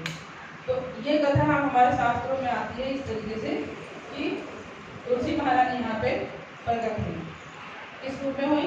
और ये कब हुई है? ये हमारे सावन मास में हुई, इसलिए सावन मास में, सावन मास नहीं कार्तिक में हम लोग करते हैं ना तुलसी की पूजा, जो हम लोग सुबह शाम करते हैं तुलसी की पूजा, तो कार्तिक मास में ही तुलसी महारानी प्रकट हुई है। तो इसीलिए कार्तिक में तुलसी और जो कृष्ण है उनकी पूजा का महत्व तो बहुत ज़्यादा। कहता है अगर पूरे साल में आपने भक्ति नहीं करी या कुछ नहीं किया, अगर कार्तिक में 1 महीना आपने नियम से पूजा पाठ कर लिया तो पूरे साल का फल मिल जाता है। तो दुर्गा से नियम पालन करना चाहिए, और इस साल का हमने अच्छे से किया था, हमें पता था तो हम सब लोग अच्छे से पूजा करी पूरे 1 महीना। सुबह 4:30 बजे वाली भी करी हमने मंगला आरती, और उसके बाद शाम वाली भी करी। तो ये हमें तुलसी महारानी की कृपा से बहुत कुछ हमें मिलता है, और सबसे ज़्यादा हमारी भक्ति बढ़ती है, और भक्ति बढ़ती है तो फिर हम भगवान के निकट जाते हैं, भगवान से प्रेम बढ़ता है और भगवान का भी हमसे प्रेम बढ़ता है। तो इस तरीके से शास्त्रों में इनका वर्णन आता है। और कहते हैं कि जो तुलसी और चंदन रोज डेली जो भगवान को अर्पण करता है, हमने तुलसी का पत्ता लिया, उसमें हल्का सा हमने तुलसी के पत्ते पे चंदन लगा के और भगवान के चरणों में लगा दिया, तो भगवान स्वयं उसको अपने आप को बेच देते हैं। कहते हैं ना भगवान स्वयं भक्तों के हाथ बेच जाते हैं, तो भगवान स्वयं अपने आप को बोलते हैं कि तुमने मुझे एक तुलसी का पत्ता और चंदन अर्पण किया, तो वो मैं तुम्हें अपने आप को भी दे देता। तो इससे भी मतलब हमें भक्ति प्राप्त होती है और कृष्ण प्राप्त होते हैं। तो और तुलसी को दूसरा नाम भी है हरिप्रिया। हम करते हैं ना, उसमें हम गाते भी हैं तुलसी वाली आरती में, तो उसमें हरिप्रिया है। और ये भागवतम में भी लिखा हुआ है कि तुलसी भगवान को बहुत प्रिय है। ये वाला है ना, दीन कृष्ण दासे कई एन मोर है, श्री राधा कृष्ण गोविंद प्रेम भासी। ये वाला है ना, हम लोग सबसे लास्ट वाला है, ये बहुत महत्वपूर्ण है। ऐसे नहीं लिखे गए हैं ये आरती ना, इनमें बहुत ही मतलब हमारे आचार्यों का, गुरु का, परंपरा का, इसमें बहुत सब कुछ डला हुआ मिक्स है। उन्होंने जो अपना तप है ना वो हमें आरतियों के रूप में या हमें कथाओं के रूप में दे रखा है, जो हमें ग्रहण करना चाहिए, इससे स्वयं भक्ति प्राप्त होती है। और कहते हैं कि ब्रह्मा जी स्वयं अपने हृदय में तुलसी को धारण करते हैं, क्यों? क्योंकि भगवान की भक्ति उनको हमेशा मिलती रहे, हमेशा प्राप्त होती रहे। तीनों त्रिदेव, ठीक है, और जितने भी देवी देवता हैं वो सब तुलसी महारानी की पूजा और आराधना करते हैं। लेकिन तुलसी महारानी सिर्फ कृष्ण को ही चढ़ाई जाती है या विष्णु तत्व को ही चढ़ाई जाती है, इसके अलावा किसी भी देवी देवता को नहीं चढ़ाई जाती। क्या आप लोग किसी देवी देवता को चढ़ाते हैं तुलसी पत्ता? कई लोग चतुर्थी पे तुलसी माता का भोग लगाया जाता है, उसमें तुलसी रखी जाती है ना, गणेश चतुर्थी होती है उसमें तुलसी का पत्ता उनकी भोग भी कहते हैं लोग। हाँ, बॉम्बे में मैंने भी रखा था, हम गए थे। तुलसी और गणेश जी के क्या कथा है पता है आपको? नहीं तुलसी गणेश की कथा ये कहते भाई उसी दिन बस केवल भोग लगाया था गणेश चतुर्थी पर फिर नहीं लगाया क्यों लगाया जाता है? ये नहीं पता। बस मतलब करा जाता है, क्यों करा जाता है ये बताइए। नहीं वाला जी बम्बई में हमारे घर के लाके वाले हाँ नहीं बम्बई में गए थे ना मौसी अच्छा वहाँ देखा था।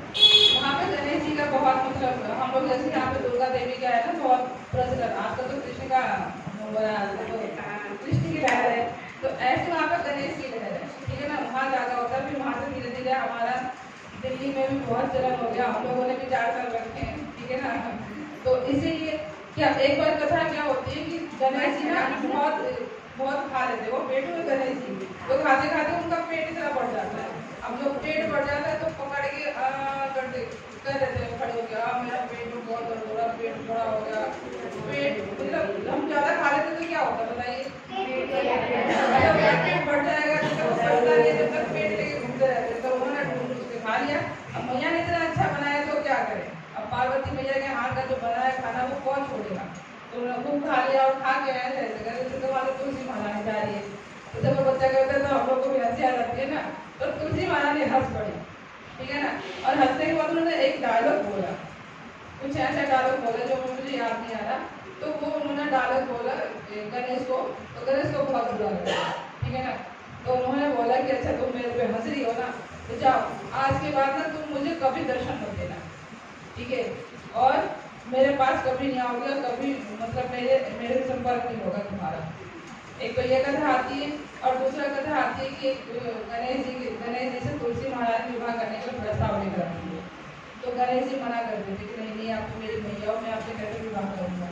तो तुलसी महारानी को लगा कि मेरा अपमान हो गया, मेरे को प्रस्ताव लेके जा रही हूँ लड़की हो के और ऊपर से मना करे तो उनको बहुत अपमान लगा। तो तुलसी महारानी ने श्राप दे दिया कि कभी भी मैं तुम्हारे दर्शन नहीं करूँगी और कभी मतलब तुम्हारा मेरा संपर्क नहीं होगा। तो इसीलिए गणेश जी को तुलसी पत्ता नहीं चढ़ाया जाता। तो फिर जब दोनों ने एक दूसरे से क्षमा प्रार्थना किया कि अब हमें क्षमा कर दो कि हमसे गलती हो गई, होता ना पहले तो हम खूब बोल देते फिर बाद में रियलाइज होता है कि नहीं शायद हमने कुछ गलत बोल दिया, तो ऐसे ही हुआ। तो फिर गणेश जी ने उनको आशीर्वाद दिया कि सिर्फ एक दिन आप मेरे पे चढ़ जाओगे, मतलब तुलसी पत्ता चढ़ाया जाएगा और उसके बाद आप नहीं होगा, तो सिर्फ एक ही दिन चढ़ता है, ठीक है ना, तुलसी का चढ़ता है, उसके अलावा तुलसी पत्ता और किसी को नहीं चढ़ता। कई माताएं क्या करती है सावन में भी तुलसी पत्ता चढ़ा देती तुलसी को। आप लोगों को पता है कितना बड़ा अपराध है, शिवलिंग पे तुलसी पत्ता चढ़ाना बहुत बड़ा अपराध है। क्यों अपराध है? क्योंकि शंखचूड़ की जो हत्या होती, शंखचूड़ की जो वध हुआ था वो शिव जी के हाथ से हुआ था, ठीक है ना। जब पतिव्रता भंग विष्णु जी ने किया था तो शिव जी ने फिर उसके बाद उसको मार दिया था, वैसे वो नहीं मरा था, तो इसीलिए श्राप मिला शिव जी को कि शंख का जल या शंख या तुलसी पत्ता शिवलिंग पर नहीं चढ़ाया जाता। जो चढ़ाता है उसको मैंने खुद अपनी आंखों से देखा, जब हम पहले जाते थे शिवलिंग को जल चढ़ाने के लिए सावन में, तो एक माता खूब सारे पत्ते तोड़ के शिवलिंग को चढ़ा दिए। तो मैंने कहा माता जी शिवलिंग में तुलसी का पत्ता नहीं चढ़ रहा, तो बोली नहीं मेरे गुरुदेव ने बोला कि पत्ता चढ़ा चढ़ाओ। धन्य चढ़ाइए खूब चढ़ाइए, इसका भाग आपके गुरुदेव को भी मिले और आपको भी मिले। तो हम वहाँ से चुपचाप मंदिर से निकल आएंगे। मैंने कहते हैं ना अज्ञानी को ज्ञान दोगे, कहते हैं ना मूर्ख को धन दे दो लेकिन ज्ञान दोगे तो वो आपको उससे ज्यादा ज्ञान देने शुरू कर देगा। हाँ, तो इसीलिए बोला जाता है कि मूर्ख को धन दो ज्ञान मत, ज्ञान उससे हजम नहीं होगा। वो 4 ज्ञान आपको दे देगा, आप 4 दोगे तो वो 8 दे देगा, तो इससे तो अच्छा है। इसीलिए हमारे इसमें 10 नाम अपराध में भी है, क्या है 10 नाम अपराध में? अब भक्तों को भगवान की कथा नहीं सुनानी है, उसमें भी अपराध होता है, तो इस बात का भी ध्यान रखना चाहिए, ठीक है ना। तो क्या थी कथा? क्या थी कथा? तुलसी को गणेश जी को नहीं चढ़ा, सिर्फ एक दिन का। तो चंद्रमा को भी श्राप मिला था, चंद्रमा को भी श्राप मिला था एक दिन। क्या श्राप मिला चंद्रमा को?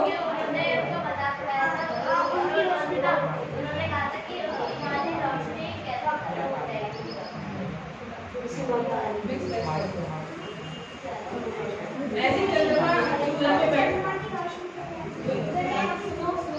सुनो पहले कथा सुनो, मैं आपको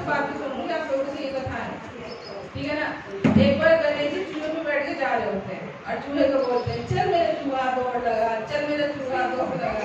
अब चूहा छोटा सा है और वो मोटे से है, अब चूहा कैसे दौड़ लगाएगा, भैया उठ बैठेंगे तो कैसे दौड़ लगाएगा, ठीक है ना। तो चूहा धीरे धीरे चले और उसको तुम बोल रहे हो तो चंद्रमा देख के हंस पड़ा, ठीक है ना। कितने छोटे से अपनी सवारी को अलग ही बढ़े, चल मेरे चूहे दौड़ लगा, तो वो चंद्रमा हंस पड़े। तो होता है ना कि मेरे बच्चे गुस्सा हो जाते या मेरे पे हंस रहे हो, तो ऐसे गणेश जी को गुस्सा आ गया, ठीक है। तो ऐसे भाद्र मास में ही आता है वो, मतलब चतुर्दशी पता नहीं कौन सा दिन है, भादों में ही आता हो कि उस दिन फिर गणेश ने चंद्रमा को श्राप दे दिया कि जाओ आज के दिन जो तुम्हें देखेगा ना वो सारा पाप उसको लग जाए, ठीक है ना। तो उस दिन चंद्रमा को नहीं देखते, ठीक है ना। अगर मान लो बाई चांस देखते हैं तो क्या करते हैं, हरे कृष्ण माता जी, अगर चंद्रमा को उस दिन देख लेते हैं तो क्या करते हैं, फल लेके देखना चाहिए, अगर देखते हो तो हाथ मेरा फल लेके और नहीं तो मत देखो, वो तो दाग लग जाता है, जैसे उनके दाग लग जाता है। तो देखने की आवश्यकता क्या होती है। हमारा फेस्टिवल होता है माता जी बिहार में, तो बोलते चौचर नाम से होता है। उस दिन मतलब बहुत सारा उनके लिए सामग्री मतलब पकवान बनती, फिर उसके बाद जैसे उनको सबसे पहले दही से योगा भोग लगाया, फिर जो माता जी दही को व्रत रखते हैं सुबह से शाम तक। कौन सा व्रत होता है माता जी, वो गणेश चौथ के दिन ही पड़ता है, चतुर्दशी हाँ चतुर्दशी, हाँ शाम को वही दिन है, हाँ उस दिन गणेश जी को नहीं हाँ देखते। उस दिन नहीं तो देखते, फेस्टिवल भी होता है, हाँ उस दिन हमारे बिहार में होता है। अच्छा वो मुझे पता नहीं है, लेकिन हाँ उसी दिन गणेश जी ने श्राप दिया था चंद्रमा को कि इस दिन जो तुम्हें देखेगा उसको श्राप लग जाएगा, उसका पाप मतलब उसका बढ़ जाएगा। तो हम लोगों को तो नहीं पता कि त्योहार होता है, लेकिन हमारे उसमें बोला जाता है कि मान लो गलती से आपने देख लिया तो या तो चंद्रमा की तरफ पत्थर मार दो, 3 पत्थर मार दो, ठीक है। तो फिर आपका जो अपराध है वो मतलब हट जाएगा कि आपने जो देखा है उसको अपराध नहीं करेगा, तो पत्थर मारने की परंपरा है। लोग पूजा करते हैं ना, तो फल वल लेके जाता है। हमारे में नहीं होता तो हमें देखने की आवश्यकता नहीं, मानो हम लोग करने गलती से हमने देख लिया कि छोटे में ऐसा हो गया क्या हम दूसरे को बोलते हैं कि आज चंद्रमा को देखना तो आज चंद्रमा देगा, अभी बढ़ते देख लेते हैं। तो पत्थर मारने की परंपरा है, तो ये गणेश जी की तरफ था। तो ये तो देखो हमारे शास्त्रों और पुराणों का है। हरे कृष्ण माता जी बातें हम बाद में कर ले, मैं कथा बंद कर दूं, आप बातें कर ले, आशीर्वाद करा देते, कथा बंद कर ले, तो खूब सारी बातें होती है, आशीर्वाद में तो आया नहीं जाता, जब बातें होती है तो जब कथा होती है तो वो बातें निकलती है, तो अभी बोल रही है मुझे बोले क्या काम करे, नहीं माता जी बोलती सारी नहीं, तो हम लास्ट में क्वेश्चन आंसर करेंगे ना, तो उस टाइम आप बोल रहे क्या बोल रहे हैं, हमसे बोल रहे ना सबसे बोल रहे हैं, तो जब क्वेश्चन आंसर चल रहा है उस टाइम पे आप भर के क्वेश्चन कर सकते हैं, उस टाइम पे तो कोई नहीं क्वेश्चन करता, ठीक है। तो कथाओं के टाइम में नहीं बोलना चाहिए, कथा से ट्रैक हट जाते हैं और वो जो फ्लो बना होता है ना वो फ्लो खत्म हो जाता है। जैसे नदी है ना, पानी बना दिया तो रुकने के बाद वो फ्लो इधर उधर से निकलता है और बीच का जो फ्लो है ना गायब हो जाता है। तो इसीलिए आप लोग जब कथा करते हो तो अपने जब आप लोग बातें करते हो तो अपने नुकसान करते हो, कथा का ट्रैक हमारा हट जाता है, एक जो बहाव आता है ना कथा का फ्लो जो चल रहा होता है वो ब्रेक हो जाता है। मुझे भी सोचना पड़ता है मैं कहाँ थे, अब बताओ मैं कहाँ थी। हाँ तो गणेश जी वाले अब हम टॉपिक खत्म कर देते हैं, ये हमारा टॉपिक नहीं है, लेकिन थोड़ा बहुत आप लोग को इसीलिए बताया कि कोई भी जानकारी आप लोग को होनी चाहिए। इस शास्त्र में ऐसे हमारे 18 पुराण है, लेकिन 18 पुराण में हमें आपको ना अलग अलग कहानियाँ मिलेगी, थोड़ा बहुत चेंजिंग मिलेगा। जैसे तुलसी महारानी का, तुलसी महारानी का किसी ग्रंथ में इस टाइप से लिखा है कि लक्ष्मी जी बनी है, अब कुछ ग्रंथों में ये लिखा है कि बैकुंठ से प्रकट हुई है, ठीक है ना, उनको श्राप के द्वारा हो रहा है। लेकिन जो भी है वो कृष्ण हरिप्रिया है, ठीक है ना, वो कृष्ण को बहुत पसंद है। हमें कथा कहीं से भी मिले, कुछ भी मिले, लेकिन उसका जो मेन निचोड़ है, जो मेन उसका टॉपिक है वो यही है कि कृष्ण को बहुत पसंद है और तुलसी के बिना कृष्ण को कोई चीज अर्पण नहीं की जाती। तो जब लक्ष्मी जी समुद्र मंथन से प्रकट हुई थी, लक्ष्मी जी प्रकट हुई, उसके बाद चंद्रमा प्रकट हुआ, उसके बाद एक शास्त्र में वेद पुराण में आता है कि तुलसी से प्रकट हुई, ठीक है ना। तो इसीलिए लक्ष्मी जी को ही मतलब उसमें शास्त्र में लिखा है कि लक्ष्मी जी हमारी माता है, तो चंद्रमा क्या है, सबके मामा, मेरे दादी की भी मामा, पोते का भी मामा, सबके मामा, ठीक है ना। तो वो माँ हो गए तो वो सबके मामा हो गया, और इसी में तुलसी से प्रकट हुई। तो इस टाइप से भी कई जगह कथाएं आती हैं हमारे तुलसी जी उसमें। तो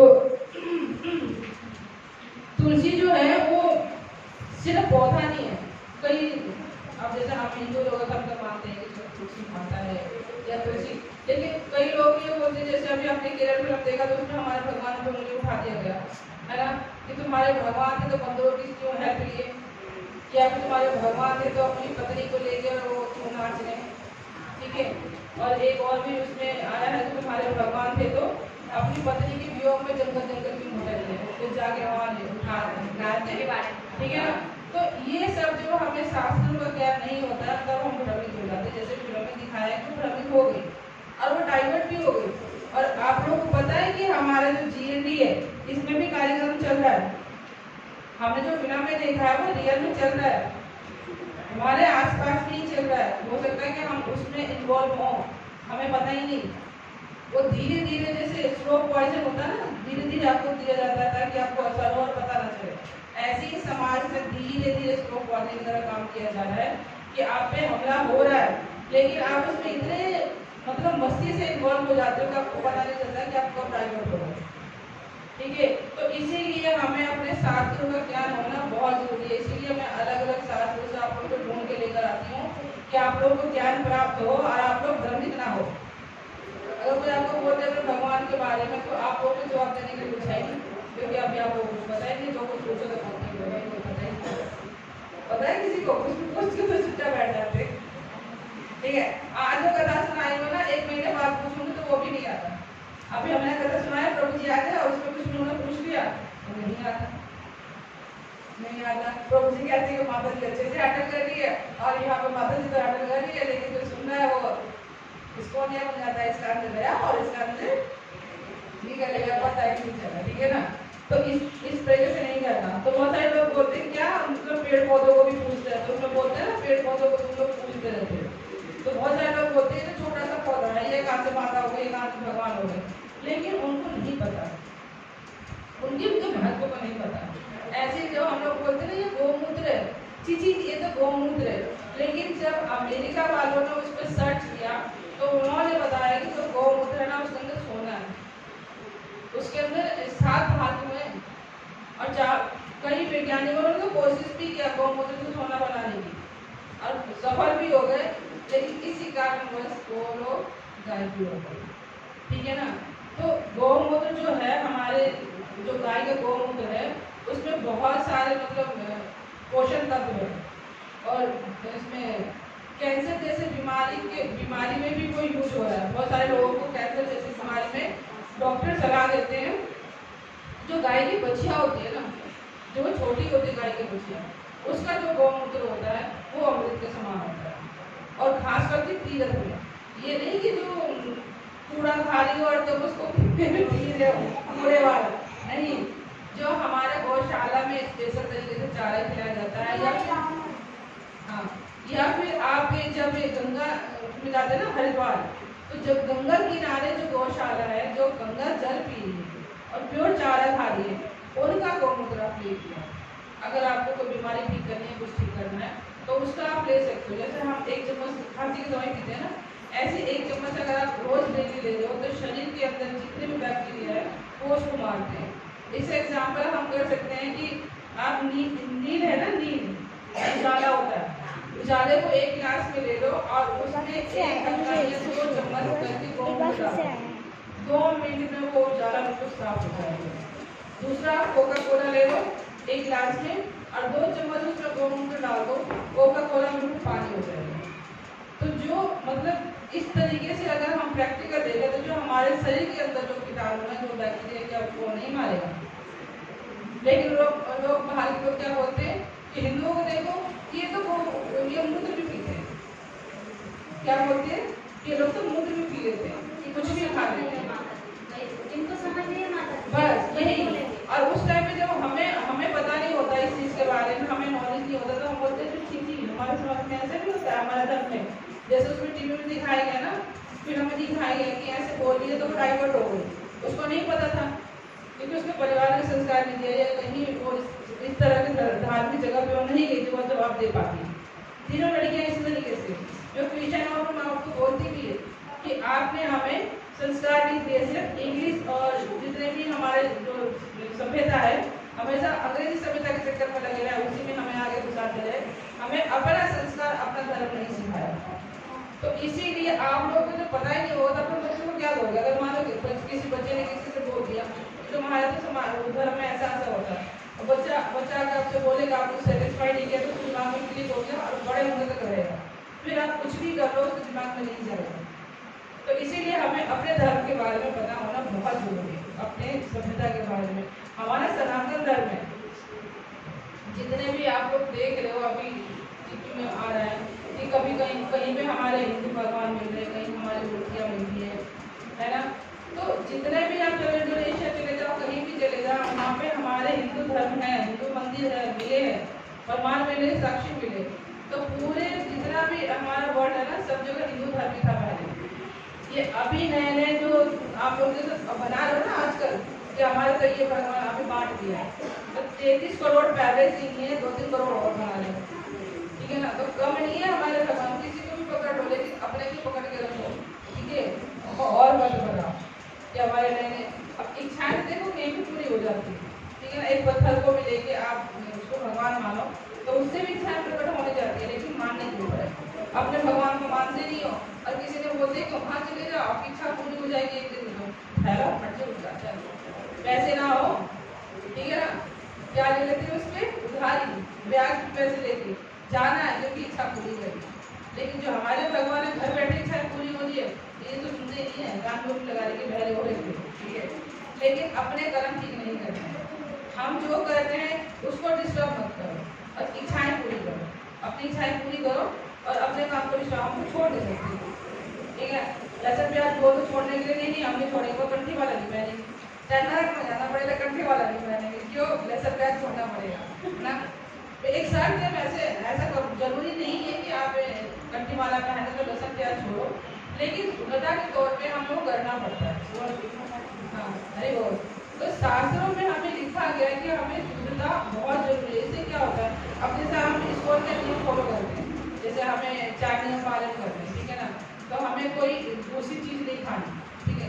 अगर हम दूसरी चीज़ नहीं खाते, अगर हमें किसी बाहर के हाथ का नहीं खाना, अब एक ही तेल में पकौड़े तले जा रहे हैं और 1 से 2 बार में जब हम तेल गर्म करते हैं तो उसमें टॉक्सिन आ जाता है, ठीक है, और वो हमारा कैंसर उत्पन्न करता है। हम 1 से 2 बार के पकौड़े बनाते हैं, तीसरी बार उसको खत्म करने की कोशिश करते हैं, ठीक है। कई घरों में तो 1 से दूसरी बार भी नहीं बनता, लेकिन जो पकौड़े बना रहा है, समोसे बना रहा है, कचौड़ी बना रहा है तो बहुत टेस्टी बना रहा है, देखते ही मुँह पानी आता है, लेकिन उसके पीछे का कारण हमने जाने का प्रयास किया है। जब हम मंडी में जाते हैं ना तो हम आलू के छाट के लाते हैं, जो छाटने नहीं देते हम उसे नहीं लेते हैं क्या, छाट के नहीं देते हम नहीं लेना, 5 रुपये फालतू देंगे लेकिन छाट के लेते हैं, ठीक है। लेकिन जब छाटने में जो बच जाता है वो कहाँ जाता है, कहाँ जाता है, मुझे बात कर रही है। आपने कभी देखा होटल वाले का, आप गए थे ना अभी वृंदावन अभी कौन गया था हमारे बड़े वाले ग्रुप के साथ में, बड़े वाले ग्रुप के साथ आप गए थे ना, हम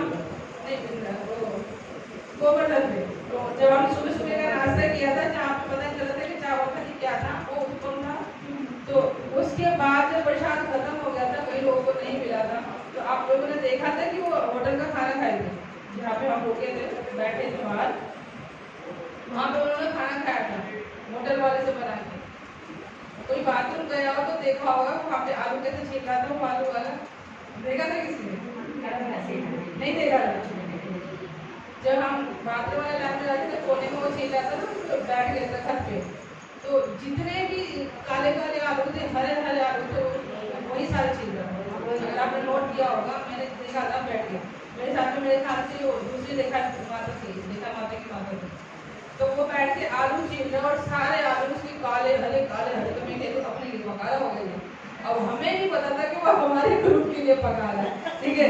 बाद में पता चला कि जो सबसे पीछे रह गए थे ना कुछ लोग, माता है जो सिने माता तो कभी खा गए तो पीछे रह गई थी, तो जब वो आई तो प्रसाद खत्म हो गया, तो उससे उन्होंने प्रसाद खरीद के खाया और वही आलू खाया, ठीक है ना। तो इमरजेंसी में भी हमें नहीं पता कि जो वो तरी अच्छी से बना रखा ग्रेवी और बहुत टेस्टी बना रखा, लेकिन उसके पीछे का जो कारण है वो बड़ा ही खतरनाक है। और कहते हैं कि जब हरा आलू या काला आलू अगर हम उसको खाते हैं तो उससे कैंसर होता है, उसमें बहुत बेशरा तत्व होता है। अब घर में भी अगर होता है तो हम उसको काटते फेंक देते हैं, लेकिन वो उसी का बना रहा है। क्यों? क्योंकि जितने भी मंडी में बची हुई चीजें होती है लास्ट वो गायब हो जाती है, दूसरे से मिलती नहीं है, कहाँ जाती है? सब टमाटर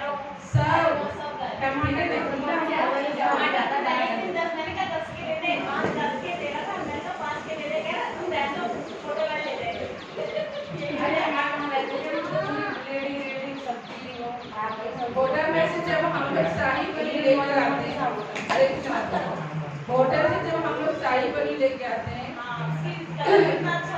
या दाल मखनी लेके आते हैं तो बहुत स्वाद होता है।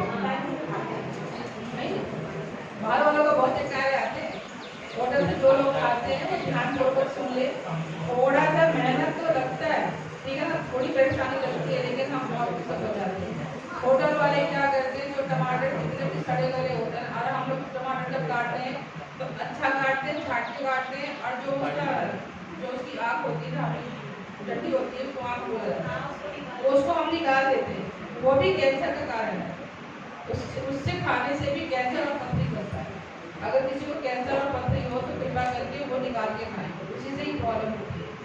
तो जो होटल वाले हैं वो सड़ा है, गला है, कटा है, क्या है, वो लोग उसको उबाल देते हैं और उबालने के बाद उसको पीस देते हैं और छान देते हैं। अब उसमें आपको कीड़े कितने कटे हैं, ठीक है ना, और उसके अंदर कितने खराब है, क्योंकि हमने यूट्यूब पे देखा था कि बिना प्याज लहसुन की ग्रेवी बनाना। तो जब उसने सिखाया बिना प्याज लहसुन की ग्रेवी बनाना, उसने टमाटर लिया और उसमें उसको उबाल दिया, उबालने के बाद उसने उसको अच्छे से मैश कर दिया। जबकि हम उसकी आँख निकाल रहे हैं, आड़ा है, काड़ा है, वो भी हम लोग देख रहे हैं, लेकिन उसे कुछ नहीं देखा, उसने पीस दिया। तब से हमने कहा पकड़ लिया, कुछ भी हो जाए, दही रोटी खा लो, कुछ भी खा लो, लेकिन होटल की सब्जी कभी मत खाओ। और जो आप लोग दाल मखनी खाते हो ना तो बहुत स्वाद आ रहा है दाल मखनी, होटल की कभी नहीं खानी चाहिए। क्यों? क्योंकि एक दिन दाल मखनी उबालते हैं, सिंपल सीटी लगाते हैं दाल में और वो फ्रीज में रख देते हैं, और वही दाल मखनी महीनों महीने चल रहा है, उसको तड़का लगा के आपको अच्छे से बना के दे देंगे।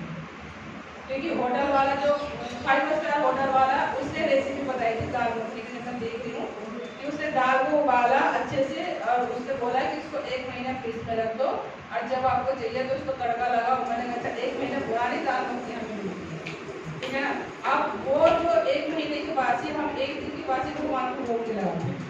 अगर आज बनाइए आटा बच गया है तो हम उसको जब रोटी बनाते हैं तो भगवान को भोग के लगाते हैं, क्योंकि बासी है।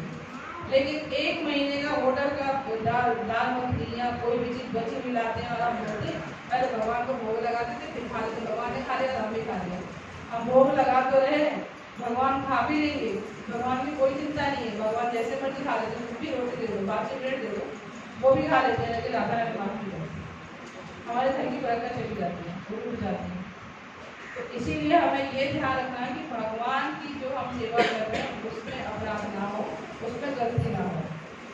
दूध का भोग लगा दो, कुछ भी लगा दो, तो भगवान से खेल मत करना। कोई लोग लड्डू गोपाल घर में लेकर आ रहे हैं और उसके साथ में खूब खेल कर रहे हैं, लहसुन प्याज खा रहे हैं, नॉन वेज खा रहे हैं, सब कुछ खा रहे हैं, और कहते हैं भगवान को पट्टी बांध दो, भगवान देखेंगे और वहाँ पे फिर खा लो। तो ये कितना बड़ा अपराध कर रहे हो, या तो मत लेकर आप और ला रहे हो तो नियम खोल रहे हो, नहीं तो वहाँ पे आपको अपराध लगता है। घर में जब परेशानी होती है, दुख होती है तो बोलते हैं हाँ ये कैसे हो गया। अब भगवान की भक्ति कर रहे हो, छुट्टी है, अब भगवान के सामने तो गलती कर रहे हो, लेकिन मानने को राजी कि हम भगवान के सामने गलती कर रहे हैं। तो ये छोटी छोटी बातें जो हमें भक्ति में पीछे कर देते हैं। और भक्ति में, हरे कृष्णा, भक्ति में आगे बढ़ने के लिए सिर्फ एक और एक ही उपाय है। क्या उपाय है? इसके अलावा कोई दूसरा उपाय नहीं। क्या उपाय है प्रभु जी? पैसा, नाम जप करना, हाँ वो तो है ही, लेकिन उसके अलावा तुलसी महारानी की सेवा करना और भगवान की सेवा करना और भगवान की सत्य भाव से मानना। लेकिन हम भगवान तक पहुंचेंगे कैसे? तुलसी महारानी की भी भक्ति कब मिलेगी? कब मिलेगी तुलसी महारानी की सेवा? किसकी? तुलसी महारानी की सेवा करने के लिए बेटा हमारे अंदर भक्ति और पावर होना चाहिए, वो कहाँ से आएगा? कृष्ण से आएगा। कृष्ण तब मिलेंगे जब आप तुलसी महारानी की सेवा करोगे। भक्ति कैसे मिलेगी? जब हम गुरु और वैष्णव को पसंद करते हैं और गुरु वैष्णव की हम जब सेवा करते हैं तब जाके हमारी भक्ति प्राप्त होती है। अच्छा, इससे पहले आप लोगों को भक्ति मिली नहीं ना? तो ऐसे ही जब राधा रानी को जो भक्ति प्राप्त करना था कृष्ण को, तो उनको कैसे मिली? चंद्रा नाना सखी जब आई और उनको कृष्ण के बारे में बताया तब जाके उनको कृष्ण की भक्ति मिली। तो ऐसे जब हमें कोई नहीं बताएगा भगवान के बारे में तो तब तक हम उस नियम को फॉलो नहीं करते, हमें भक्ति नहीं मिलती। भक्ति तभी मिलती जब गुरु और वैष्णव की हम सेवा करते हैं। और भक्ति में आगे बढ़ने के लिए सेवा ही एक माध्यम है जो आप आगे बढ़ सकते हैं। माला भी आपको जब करने को तभी मिलेगा जब किसी की कृपा हो। कोई आपको बताएगा कि माला का ये फायदा करके तो माला करोगे ना, माला तब करोगे जब आपके अंदर कोई भक्ति डाला जाएगा। जब तक आप किसी चीज का बीज नहीं डालोगे तो पौधा कैसे उगेगा? और बीज आपके पास है ही नहीं तो पौधा कैसे उगाओगे? आपके पास तुलसी के बीज नहीं है, आपको तुलसी पार है, आप कैसे उगाओगे? बताओ कैसे उगाओगे? जी प्रभु जी, खरीद भक्ति तो मिलती नहीं ना। सिर्फ दान देने से तो वही हुआ ना, आपका पुण्य थोड़ा सा संचय हुआ। पुण्य संचय हुआ तो आपके वहाँ 5 स्टार होटल में जाओगे, वहाँ जाओगे स्वर्ग में। अब आपके पास 2 रुपये है तो 2 रुपये वाली रोटी मिलेगी ना, आपके पास 100 रुपये तो 100 रुपये वाले रोटी सब्जी भी मिल जाएगी। तो जितना पुण्य है उतने दिन आप रहोगे, उसके बाद भी लाभ मार दिए जाओगे, फिर टूटा दान रखोगे, यही होगा ना। तो पुण्य कमाना है तो दान पुण्य करो, ठीक है ना, खूब दान पुण्य करो, लेकिन पुण्य तो बढ़ेगा, भक्ति नहीं मिलेगी। बहुत सारे दानी घूम रहे दान करते, आपके आसपास में होता है, गोबर डाले होते है ना, लोग खूब लाइन लगा के जाते हैं, टिफिन भर के लाते हैं, पानी वो पन्नी भर के लाते हैं, पूरे बारात को ले जाते हैं साथ में। लेकिन क्या करते हैं, जाते हैं, खाते हैं और जिसका खाया है अब उसका लाए हैं पाप। वो तो अपना पाप बांट रहा है, उसने तो पाप कर लिया, पैसे के दम पे उसने अपना खर्चा कर दिया। भाई आप पर पैसे है तो आप जो मर्जी बेच डालो, है ना, जो मर्जी खरीद दो। आप पैसे नहीं तो अब क्या करोगे? कोई कुछ भी दे देता ले लोगे, वही हाल ये हो रहा है। भाई कुछ भी भंडारा कर रहा है, कुछ भी कर रहा है, आप तो लाइन लगा के चलो 2 दिन का खाना नहीं पकेगा, लेकिन वो 2 दिन का खाना नहीं पकेगा और आपने जो खाया वो 10 दिन का खाना आपका गया। कुछ ऐसी परिस्थिति हो जाएगी घर में 10 दिन चूल्हा नहीं जलेगा। क्यों? क्योंकि जो उसका पाप काटोगे ना। अब जैसे हम आता है, अब इंद्र का पाप काट रही है ना, हम कुछ नहीं कर सकती, वो हमें काटना ही है। क्यों? क्योंकि हमें मिल गया, उस टाइम लाइन में खड़ी तो उन्होंने ले लिया माताओं ने। अब वो जो पाप है वो चलता आ रहा है, इसे देवियां भी वंचित नहीं है, देवियों को भी झेलना पड़ता है। अब कामाख्या मंदिर आप जाओ, उसका वर्णन सुनो तो आज भी साल में एक बार होता है 3 दिन के लिए, वहाँ पे भी होता है। तो देवियां भी इससे छूटी नहीं है। तो इसीलिए जो एक बार श्राप लग जाता है वो लग जाता है। आपने किसी का पाप ले लिया तो उसको काटना ही है, चाहे आप चाहो या ना चाहो। आपने सोचा कि शाम को खाना चलो छुट्टी हो गई भंडारा खा जाते हैं, लेकिन आपने 1 दिन की छुट्टी करी, उसके पाप से आपका 10 दिन का चूल्हा नहीं जला। ऐसी परेशानी हो गई, कोई बीमार हो गया, कोई खाना बनाने वाला नहीं है, या कुछ ऐसी परिस्थिति हो जाती है, ये आप लोगों को समझ में आ जाता होगा, ठीक है ना, कि ना चाहते हुए भी खाना कोई नहीं बना पाता। तो ये सब चीज़ें मैंने बताया था कि हमें किसका अन्न खाना चाहिए और किसका नहीं खाना चाहिए। हमें पता होना चाहिए कि हम किस चीज़ का अन्न खा रहे हैं, उसके पीछे का उद्देश्य क्या है। कई लोग अपने श्राद्ध के लिए, पितरों की तृप्ति के लिए अन्न बांटते हैं, श्राद्धों में बांटते हैं अन्न, ठीक है ना, ये किसी का जन्मदिन का है या किसी का कुछ का है, या कोई अपनी बीमारी ठीक करने के लिए भी अन्नदान करता। पंडित ने बोल दिया आप दान करो, आपकी बीमारी ठीक हो जाएगी, अपने तारा करके उसने कर दिया और वो तो ठीक हो गया, लेकिन उसकी बीमारी कितने में बढ़ी, हाँ, केक कटेगा और सब में बढ़ेगा, तो बढ़ गया ना। फिर आप लोग बोलते हैं हाय मुझे ये परेशानी हो गई, मैं तो पहले सही थी और मुझे ये हो रहा है और मुझे वो हो रहा है। बताएं, कथा पीछे नहीं चल रही है, कथा आगे चल रही है, उनको आने दीजिए, लेट आई है पर सही आई है, ठीक है ना। आप लोग अपनी कथाओं पे ध्यान रखो। तो इसीलिए हमें ये सोच समझ के करना चाहिए कि हम लोग दान या अन्न जो भी खा रहे हैं वो क्या सही जगह पे दो। अगर आप दान भी दे रहे हो तो सही जगह पे दो, जहाँ पे वैष्णव खा रहे हैं, क्योंकि कहते हैं कि जब तक आपका अन्न किसी के पेट में रहता है, वो पुण्य करे या पाप करे तो उसका फल मिलेगा। तो क्या चाह रहे हो कि आपका अन्न खा के कोई जाके चोरी करे और फुटा जाए, या कोई वैष्णव खाए हो वो माला करे और उसका फल आपको मिले? क्या चाहते हो? कहाँ दान करना चाहिए? वैष्णव को दान करना चाहिए। यहाँ दान करो ऐसी जगह पे कि जो आप माला कर रहे हैं, अग्नि कर रहे हैं, ताकि जो आपका दान है वो करोड़ों गुना बढ़े। अब मान लो आपने रास्ते में किसी ने भिखारी का मांगा, जैसे अभी बल्कि आई थी वो मांगने के लिए, तो हमने दान कर दिया। अब वो लाठी वो क्या करती हैं, क्या उसको हमारे दान का क्या किया उन्होंने, और उन्होंने जो भी किया उसका फल हमें मिला। ठीक है, तो दान भी हमें सोच समझ के देना है। अगर किसी को देना है तो सही जगह पे देना है। इसीलिए बोला जाता है, शास्त्र में लिखा है कि दान भी दो तो सुपात्र को दो, कुपात्र को मत दो, नहीं तो आपका दान देना भी व्यर्थ हो जाएगा। तो इसीलिए जब हम तुलसी का पौधा दान करते हैं तो हमें सोने चांदी के समान फल मिलता है। अब सोने चांदी तो हम कर नहीं सकते, लेकिन हम तुलसी दान कर सकते हैं। लेकिन ये समाज में यही भ्रांतियाँ फैली हुई है कि तुलसी दान करने से हमारे गरीब, या कई माताएं करती भी हैं, कई माताओं का टोटका भी चलता है कि चलो इसके पास धन है तो चलो हम तुलसी के पौधा मांग लेते हैं और इसका दान हम कर लेते हैं। कहीं ऐसा भी है समाज में, ठीक है ना? ऐसा नहीं है कि सब एक जैसी है, कुछ चलता भी है। लेकिन जो हम वैष्णव हैं, हमें एक दूसरे के घर में अगर किसी के घर में नहीं है तो हमें तुलसी का पौधा उसको दे देना है तत्काल। क्यों? क्योंकि हमारे कृष्ण की भक्ति में बाधा उत्पन्न हो सकती है। अगर तुलसी पत्ता नहीं है और भोग लगाया तो भगवान ग्रहण नहीं करेंगे, भूखे रह जाएंगे। तो इसीलिए जो वैष्णव है वो एक दूसरे को दे सकता है। बाकी समाज में आप थोड़ा सोचना पड़ेगा कि वो किस उद्देश्य से मांग रहा है, क्योंकि कई उद्देश्य टोटके भी हो सकते हैं, तो वो भी थोड़ा सा विनाशकारी है। ठीक है, तो दान जैसे है तो दान सही तरीके से हमें देना चाहिए। ठीक है, और अगर हम तुलसी की सेवा करते हैं, और तुलसी महारानी कहते हैं कि धाम में कृष्ण की सेवा करती है, और जो हमारा गोलोक वृंदावन धाम है, जैसे हम लोग एंट्री करते हैं ना घर में, तो हम लोग क्या लगाते हैं? किसी के स्वागत के लिए क्या लगाते हैं? क्या लगाते हैं? वेलकम लगाते हैं। वेलकम में क्या लगाते हैं? वो तो कीचड़ साफ करने के लिए माता जी, कौन आएगा कीचड़ लगाते हैं? जब हम कोई फंक्शन करते हैं तो हम फूल पौधे ये छिड़कते हैं। ठीक है, फूलों की लाइन बनाते हैं जो हमारे घर में और स्वागत करते से करते हैं ना। तो जो भगवान का गोलोक वृंदावन में हरे कृष्णा गूगल प्रभु राघव प्रभु, हम बातें कर लेंगे। अब आ जाओ, मेरे पास आ जाओ और आओ। हाँ ठीक है, अब नहीं रहना। तो हम लोग क्या करते हैं स्वागत में, ठीक है ना, या फिर हम इत्र छिड़कते हैं।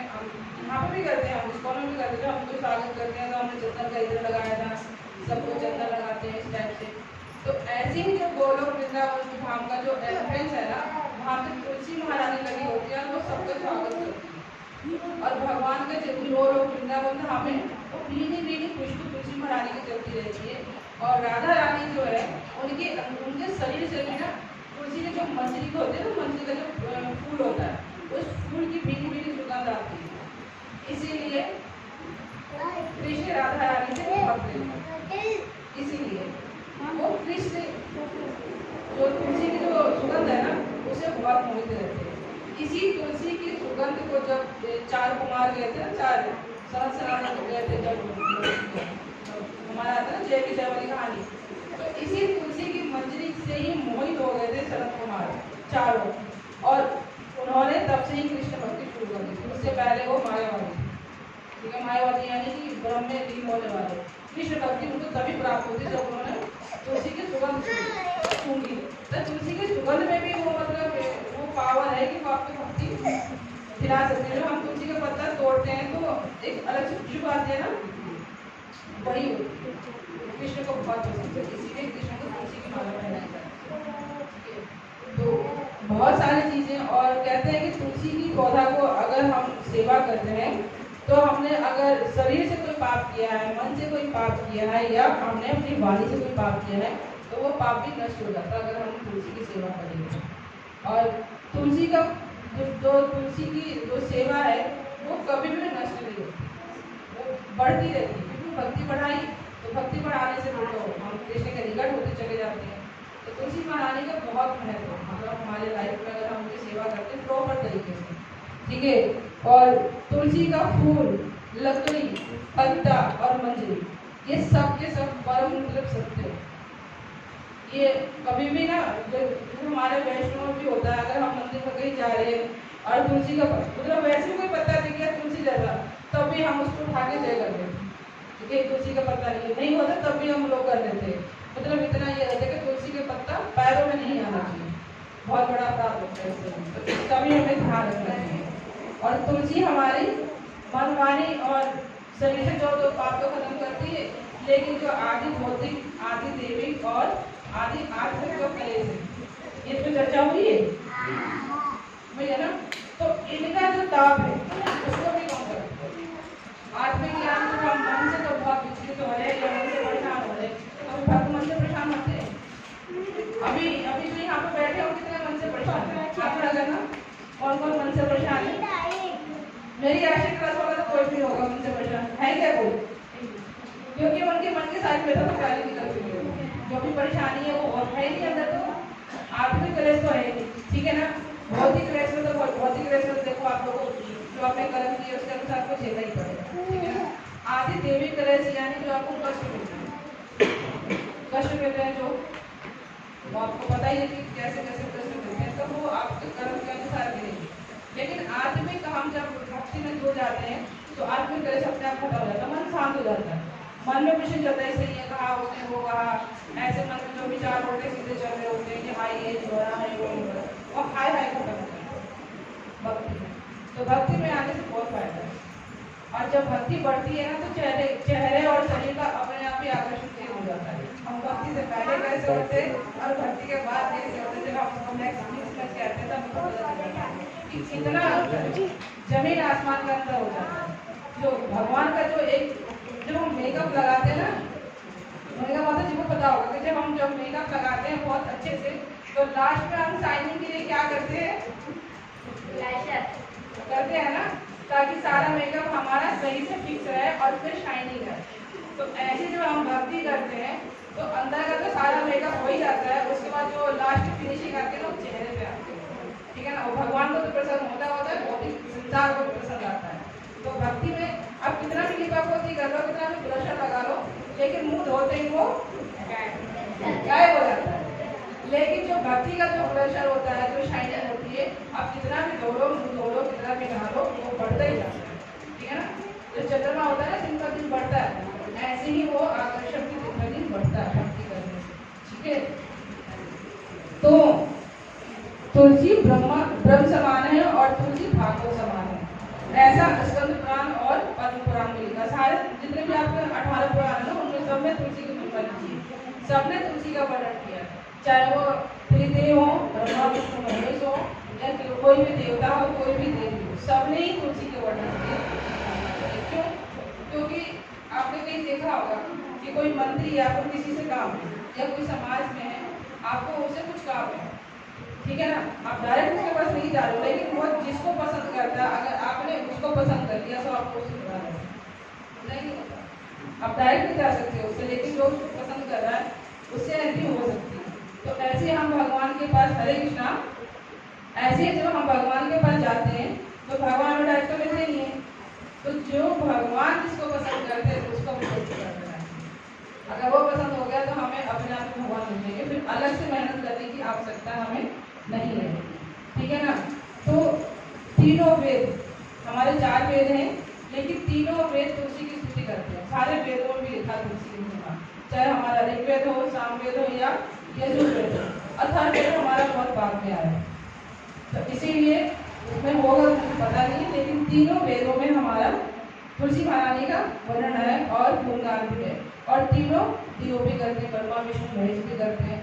और तीनों अग्नि यानी जठराग्नि, ध्यान और चिता अग्नि, इन सब में भी। अच्छा, चिता में भी तुलसी को हम कैसे कर सकते हैं? जब किसी की मृत्यु होती है तो हम लोग क्या करते हैं? तुलसी बता देते हैं, क्यों?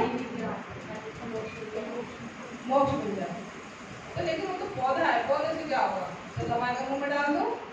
जब वो गमला लेके ऊपर चले गए तो तुलसी लेके ऊपर नहीं चले है ना भाई, हम तुलसी के पौधे को क्यों माने? वो तो पता है भाई सदाबहार भी तो है, गुलाब की पत्तियां भी है और बहुत सारी पत्तियां जो खुशबू वाली है, हम वो मुंह में क्यों ना डाल दें? खुशबू आती रहेगी नहीं।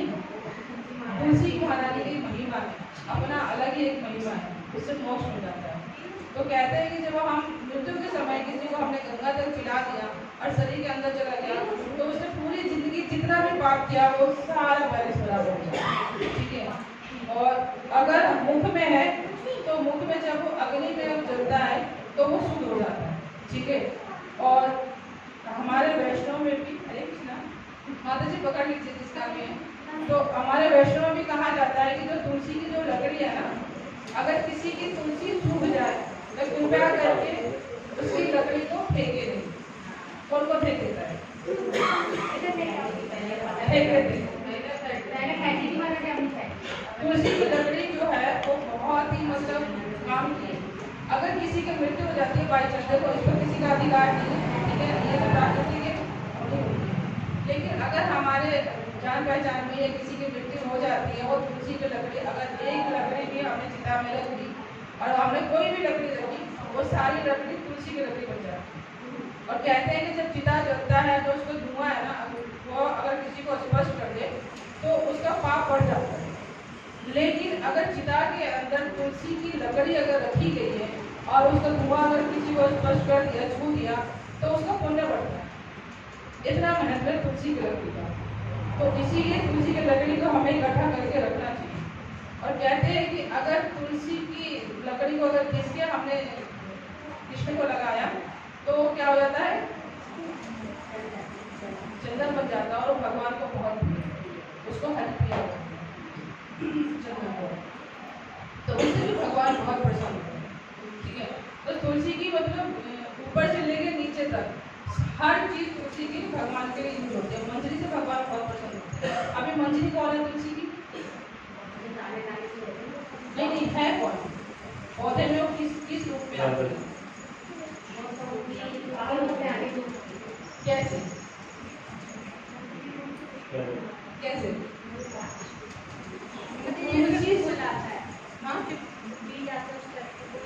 उसी को मंजरी बोलते हैं। जैसे हम लोग जीवित रूप है ना, ऐसे तुलसी महारानी जीवित रूप में, उनका एक रूप है, एक आकार है। वो पौधे के रूप में तो हम लोगों को भी कृपा करने के लिए मतलब वो बनी है ताकि हम लोग भगवान को उनको ऑफर कर सके। और भगवान हमारा जो भोग है वो अशुद्ध भी है तो वो उसको शुद्ध करके भगवान को लाइक बना देते। कई बार होते है ना, बेटी खाना बना रही है तो उसमें कितनी गड़बड़ी करती है, नमक कम कर दिया, मिर्ची ज़्यादा कर दिया, पानी कम कर दिया, हलवा बना दिया, कभी कुछ बना दिया, कभी कुछ बना दिया, तो माई क्या करती है? वो तो खाने का अनुकूल बनाती है ना। नमक कम है तो नमक बैलेंस कर देती है, अगर मिर्च ज़्यादा है तो उसका अलग तोड़ में नींबू या कुछ डाल देती है ताकि बैलेंस बन जाए, ठीक है ना। अगर हलवा है तो पानी गर्म उसमें मिला देती है ताकि वो सही बन जाए। तो ऐसे ही जब हम लोग भोग बनाते हैं तो उसमें बहुत सारी शुद्धियाँ होती है। हमारा मन शुद्ध नहीं है, हमारा जो पदार्थ है वो शुद्ध नहीं है, क्योंकि कलयुग में ऐसे हो रहा है। तो उसको भगवान के अनुकूल कौन बनाता है? तुलसी महारानी, क्योंकि वो माँ है, हमारी सारी गलतियों को वो ढक देती है और भगवान को प्रसन्न करने के लिए उसके अनुसार बना देती है ताकि भगवान उसको ग्रहण कर सके। तो कितने दयालु है तुलसी महारानी। अगर उसके बिना देते हैं तो भगवान खाते हैं? नहीं खाते। अगर बेटी ने बनाया और जाए पिता को दे देते तो पिता क्या होता? देख नहीं सकती थी, चख नहीं सकती थी, कैसे बनाई है देखे तब दे थी, ला के सामने लगती तो कितनी सुननी पड़ती है। तो ऐसी भगवान है। भगवान किसको डांट लगाते हैं? तुलसी महारानी को, कि तुम देख नहीं सकती थी इन्होंने कैसे बनाया, ये भक्त है, ये बच्चे हैं, इनको नहीं पता है, लेकिन आपको तो देखना चाहिए इन्होंने कैसे बनाया। तो भगवान जब होता है ना, जब बहू आती है और बेटी को, और नई नई बहू है, अगर उसने गड़बड़ कर दी तो डांट किसको पड़ती है? बेटी को पड़ती है। क्यों? क्योंकि बहू को नहीं डांट सकती, वो बेटी को बोलेगी कि तू उसको देख नहीं सकती, तो कैसे बना रही है, उसको समझा नहीं सकती, तो उसको भी पता नहीं हमारे घर के बारे में, मुझे तो पता ही नहीं दिनों से कि मैं कैसे बनाती हूँ और हम लोग नमक मिर्च कैसा खाते हैं, उसको बता देती, उसके अनुसार वो बनाती। तो बेटी को डांट पड़ती, बहू को नहीं पड़ता। लेकिन बहू क्या है? समझ जाती है, इनडायरेक्टली समझ जाती है कि मुझे ऐसा बनाना है। सास ने तो कुछ नहीं कहा, बेटी को डांटा क्यों? क्योंकि बेटी का अधिकार है, अभी बहू पे है नहीं, क्योंकि हमारे अनुकूल हो नहीं है। तो ऐसे ही जब हम कोई गलती करते हैं तो हम भगवान के अनुकूल नहीं हुए, अभी हम भक्त बनने की कोशिश कर रहे हैं। लेकिन तुलसी महारानी भक्त है, तो वो सब कुछ अपने गाइडेंस में हमारा सब कुछ करती है, हमारी भक्ति को भी बैलेंस करती है, हमारे भोग को भी बैलेंस करती है, हमें भी बैलेंस करती है कि कैसे करना है। लेकिन अगर हम उनके अंडर में रहेंगे तब, जब हम गुरु और वैष्णव के अंडर में रहते हैं तो वो हमें गाइडेंस करते हैं हम कहाँ कहाँ गलती कर रहे हैं। अगर आप नहीं रहता तो मनमानी करते तो कर लो, नुकसान किसका होता है ना? हम भक्ति में पीछे हो जाते हैं एकदम से, हम बहुत स्पीड से आगे बढ़ते और बढ़ते बढ़ते क्या होता है कि हम गिरते हैं और फिर खाई में चले जाते हैं। तो उससे बचने के लिए हमेशा गुरु और वैष्णव को हमें पल्ला पकड़ कर रखना होता है। गिरेंगे मेरा तो उनको पता चलेगा हम गिरेंगे और संभाल लेंगे। तो ऐसे ही तुलसी महारानी और गुरु और वैष्णव के हमेशा हमें सड़क रहना चाहिए और भक्ति करनी चाहिए। जहाँ हम इधर उधर हटे वहीं हम लोग माया बचाते हैं। माया तो हमारे पीछे पीछे चलती है ना, वो तो कहती है कि मुझे तो मौका मिले भगवान की सेवा करते, तो भगवान की सेवा करती है। जिन्होंने भक्ति नहीं करी माया छठ पकड़ लेती है। जैसे हम रास्ते में जा रहे थे चुड़ैल पकड़ लेते हैं ना कई लोगों को, तो बहुत ही औरों को तो पकड़ा नहीं, इसी को पकड़ लिया चुड़ैल, है ना? तो चुड़ैल जैसे हरकतें करने लग जाते हैं। ऐसे ही जब हम भक्ति नहीं करते हैं तो माया पकड़ लेती है, और माया जब पकड़ लेती है तो हम क्या करते हैं? बहुत ही संसार के सारे उल्टे काम करने शुरू हो जाते हैं। क्यों? क्योंकि तो प्रवृत्ति है ना हमारी, वो हमारी हैबिट में है, हमारे नस में है। बच्चा है, बच्चे को कितना भी समझाओ वो शैतानी करेगा, लेकिन जब हम प्रॉपर तरीके से समझा देते हैं और थोड़ा आगे बढ़ जाता है, गाइडेंस में काम करता है, फिर वो नहीं करता। ऐसे हम भक्ति में जब छोटे होते हैं तो हम करते हैं, पुरानी प्रवृत्तियाँ हमें याद आती है, कितना भी समझा लो लेकिन आई ही याद। लेकिन जब हम गुरु और वैष्णव के गाइडेंस में चलते हैं, अपनी मनमानी को हम लोग हावी नहीं होने देते, क्योंकि माया है, माया हावी होगी, अब कितना भी बचपन लेकिन हावी होगी। लेकिन अगर वैष्णव की कृपा है आप पे तो बहुत जल्दी आप उसे बाहर निकल जाओगे, नहीं तो उसी में भटकते रहोगे और फिर पतन होना शुरू हो जाएगा। ठीक है ना? तो इन सबों से हमें बचना बहुत जरूरी है। और इनसे अगर हम तुलसी पत्ता डाल के भोजन ग्रहण करते हैं तो उससे सारी अशुद्धियाँ खत्म हो जाती है। जब जठ आदमी में जाती है तो पूर्ण रूप से प्योर होती है। जैसे हम प्योर घी डालते हैं ना हवन में, तो हमें 100% फल मिलता है। अगर घी में मिलावट है तो 50% मिलता है। ऐसे तुलसी पत्ता अगर डला है भोग में तो खाना हमारा बहुत जल्दी पचता है। ठीक है ना? अशुद्धियाँ खत्म हो गई। और दूसरा ध्यान के माध्यम से, ध्यान अग्नि में, ठीक है ना? अगर हमने तुलसी को प्रॉपर तरीके से अगर हमने सेवा करी है, उनके सामने जपमाला कर रहे हैं तो हमारा ध्यान बहुत अच्छे से होता है भगवान से। और तीसरा चिता का तो मैंने आप लोगों को बता ही दिया, चिता में तुलसी का क्या महत्व है। तो ये सब जो महिमा है ये मतलब हमें समझने लायक है तुलसी का। तुलसी हमारे लिए कितना महत्वपूर्ण है। तुलसी एक सामान्य पौधा नहीं है, दूसरा सूखने है ना, डाल देंगे आप पर डाल देंगे, पानी डाल देंगे। तो इसमें आप लोग अगर कोई क्वेश्चन है तुलसी महारानी के से रिलेटेड तो आप लोग पूछ सकते हैं। कई लोग बोलते हैं कि तुलसी के पत्ते मछली के उसे हटा देना चाहिए, तो नहीं सच्ची? हाँ, हटा देना चाहिए उसको, जैसे वो बड़े जैसी वो बड़े थोड़ी सी मतलब काली होनी शुरू हो जाए उसको तोड़ कर रखें। जैसे हम लोग के हाथों में नाखून बढ़ गया ना, तो जब नाखून ज़्यादा बढ़ जाता तो हम लोग कितने परेशान हो जाते, तो काम ही नहीं होता। तो वैसे ही जो मछली है ना वो नाखून के ऊपर तुलसी महारानी की बढ़ती है, तो जितनी जल्दी हो सके उसको हटा देना चाहिए। नहीं तो तब तक जब तक रहता है उनको दुख होता है। मैंने बहुत सारी घरों में देखा है कि मछली मतलब हो रही है, पक रही है, एक के बाद एक डाल दे तो मतलब ये पानी डाल के लेकिन उसको ध्यान नहीं देती, लेकिन वो बहुत जल्दी आ जाती है। मैं 3-4 बार कर चुकी हूँ, फिर आ जाती हूँ। इसी में तो नवदा भक्ति में आया है ना कि हमें ध्यान देना है। अरे जो तुलसी के पत्ते हो जाते हैं मतलब सूख जाते हैं, उसमें गमले में जाते हैं, ऊपर के तरफ तो उसको आराम से जो सूख गए पत्ते को हटा दो और किसी कमरे में डालो या उसी कमरे में डालो, वो खाद बन जाता है। खाने में आप गमले में इकट्ठे हो गए पत्ते, तो वो जब लगाते तो ऊपर आ जाते हैं। हाँ, तो नहीं तो मिट्टी डाल दो ना, मिट्टी में दबा दो उसको, वो खाद बन जाएगा। लेकिन हमें उसको इधर उधर नहीं फेंकना चाहिए। और लकड़ी है तो लकड़ी को तो मैंने बताया देखिए कैसे इकट्ठा करना। अब मंजरी जो है, मंजरी भगवान को आप अर्पण कर सकते हो, अर्पण करने के बाद फिर उसको आप रख लो। आप लोग नहीं इकट्ठा करके कहा जाता है कि जो तुलसी की लकड़ी पे जो नैवेद्य बनाते हैं यानी भोग बनाते हैं, अगर वो भोग अगर हमने कृष्ण को अर्पण कर दिया तो जितना हम 1000 साल में जब हम भोग लगाते हैं 56 भोग का जो हमें फल मिलता है वो एक बार का भोग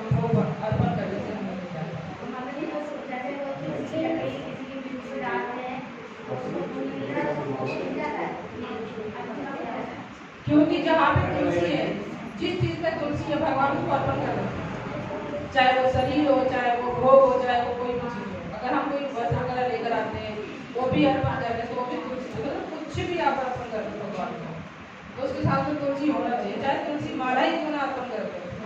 हम तुलसी माला पहनने के लिए भगवान को अर्पण करते हैं, उसमें भी तुलसी रहता है।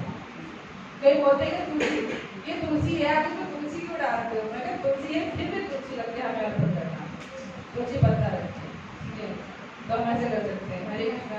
और कोई क्वेश्चन? तुलसी महारानी में तो इतने सारे क्वेश्चन है, लेकिन बातें करवा लो अभी, देखो कहाँ से निकलेंगी बातें, लेकिन कथा में नहीं है।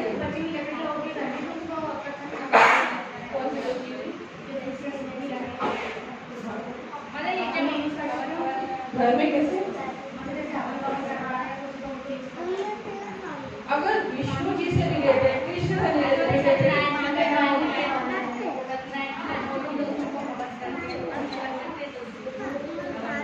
कथा को मैं कह नहीं सकती वहाँ पर, क्योंकि वो ना शास्त्र में कहीं है इस तरह की कथा।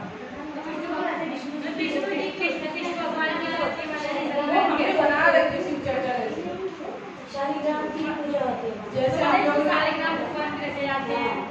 जैसे माता जी, जैसे हम शिव चर्चा करते हैं ना, कोई शास्त्र में इसका प्रमाण नहीं है, कहीं किसी ग्रंथ में प्रमाण नहीं है, ऐसे ही सत्याग्रह की कथा तो कहीं किसी शास्त्र में प्रमाण नहीं है।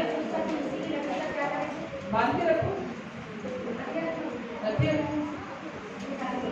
ऐसा है किसके तो भगवान को लगा दो, हमें दे दो, जिसको ज्यादा है उसको वो हमें दे दो, हम भाई इकट्ठी हो रही है, हम और ले लेते हैं। अभी तो बताया माता जी, नहीं माता जी पीसते नहीं है, मशीन में नहीं पीस सकते आप उसको।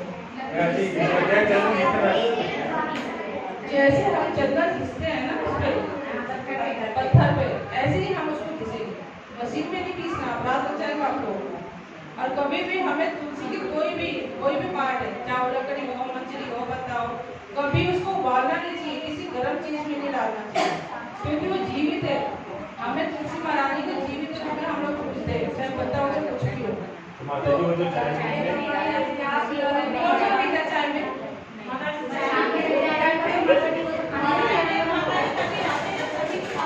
आप दोनों पीछे जाइए, हरि बोल, आप दोनों पीछे जाइए।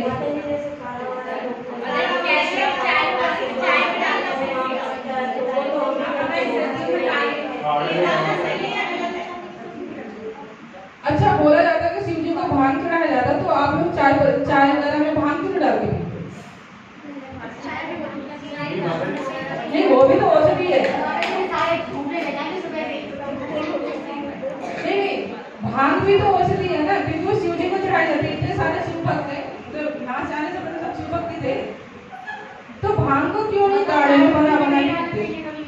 नहीं, चाय में डाल के पियो ना, भांग तो पियो, कौन मना करता है? लेकिन तुलसी पत्ता किसी भी गर्म चीज में आपको नहीं डालना चाहिए, बहुत बड़ा अपराध है। हम भी पहले ये अपराध करते थे, हमें पता नहीं था, जुकाम हो रहा है, किसी को हो रहा है, तो हम खूब चाय में उबाल रहे हैं। हाँ, जुकाम हो रहा है, अगर किसी को जुकाम हो रहा है या कोई बीमार हो रहा है, तो हम लोग खूब गर्म करके हमें तुलसी पत्ता उबाल के पिए, ठीक है ना।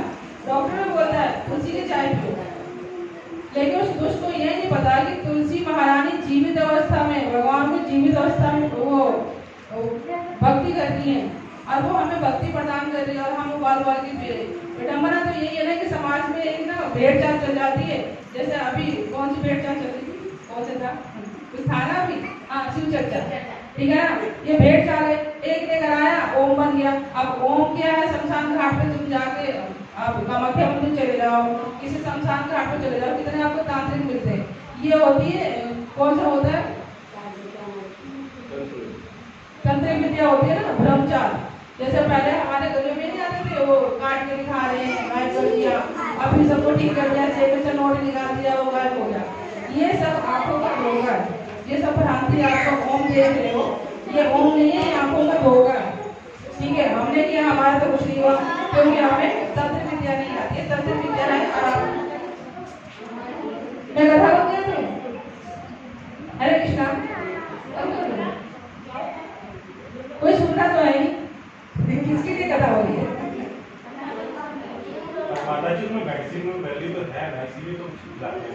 सुनिए, हमारे जितने भी हमारे गौड़ीय संप्रदाय में हैं, जो हम जितने भी वैष्णव हैं, बिना तुलसी पत्ता का हम लोग कोई भी चीज़ ग्रहण नहीं करते। क्यों बोला जाता है?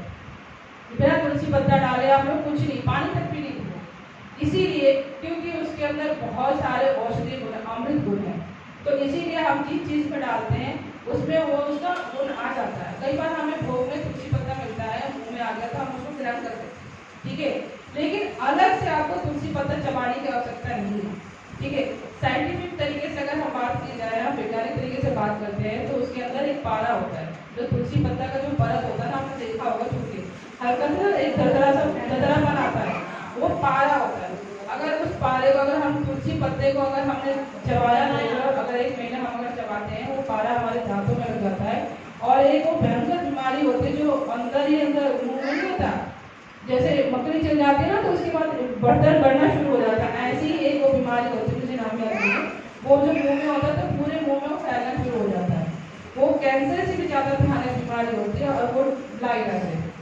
तो इसीलिए तो साइंटिस्ट तरीके से मना किया जाता है कि आपको पत्ते को नहीं चबाना। दूसरा हमारा धार्मिक तरीका है कि पत्ते को चबाने का मतलब है कि हम जीवित किसी इंसान को चबाने, क्योंकि तुलसी महाराज जीवित अवस्था में, तो इसीलिए पत्ते को नहीं चबाना चाहिए। लेकिन अगर भोग में आ गया तो हम उसको ग्रहण कर सकते हैं, मुँह में है तो उसको खाने के साथ में कैसे नहीं कर सकते हैं, तो वो ठीक है वहाँ पर चल जाता है, लेकिन हमें अलग से नहीं लेना है। दूसरा कि हम उनको ग्रहण नहीं करना।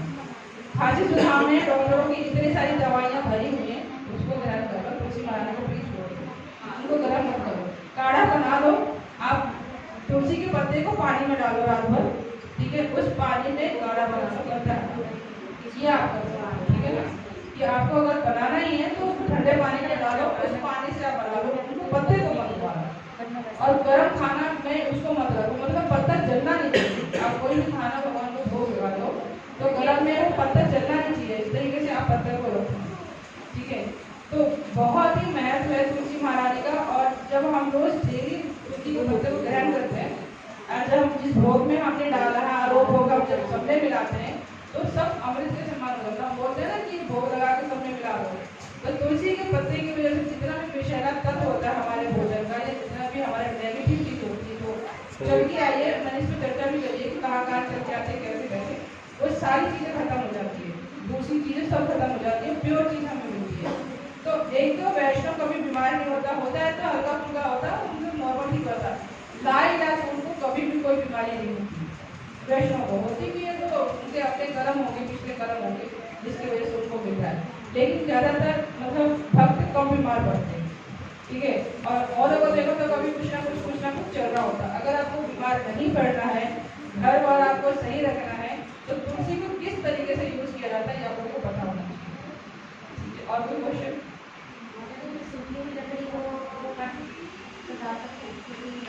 कहाँ डाल सकते हैं? जैसे आप बोल रहे हैं कि अग्नि में डालने का बाकी चलेगा, मतलब बिल्कुल किसकी अग्नि में डाल? मृत्यु हुई है जैसे, हाँ, उसमें डालने की तो दूसरे तरीके हो जाएगा। नहीं माता जी, शास्त्र में लिखा है कि किसी को मोक्ष दिलाने के लिए आखिरी यात्रा है वो। हम लकड़ी डाल सकते हैं सूखी लकड़ी, क्यों? क्योंकि हम उसको मोक्ष दिला रहे हैं। लेकिन ऐसा ना हो कि पापी हो, जेकतरा हो, चोर वगैरह, और हम उसको मोक्ष दिलाने को पता चला उसका पाप तो मिल गया। तो ये भी ध्यान देना है कि हम किसको मोक्ष दिला रहे हैं। अगर कोई हमारा अपना है और हम चाह रहे हैं कि इसको मोक्ष मिले, जैसे कोई बड़ा बोला है, हमें लगता है कि हम क्योंकि हम भक्ति कर रहे हैं तो इनका अधिकार है, क्योंकि हम उनको वंश में है, तो हम उनको मोक्ष दिला सकते हैं। अदरवाइज बहुत ज़्यादा पापी आपने समझाने का प्रयास किया, वो भक्त नहीं बना, तो कृपया उसको अवॉइड करें, वो फिर मोक्ष का अधिकारी नहीं है, तो हम ये कर सकते हैं।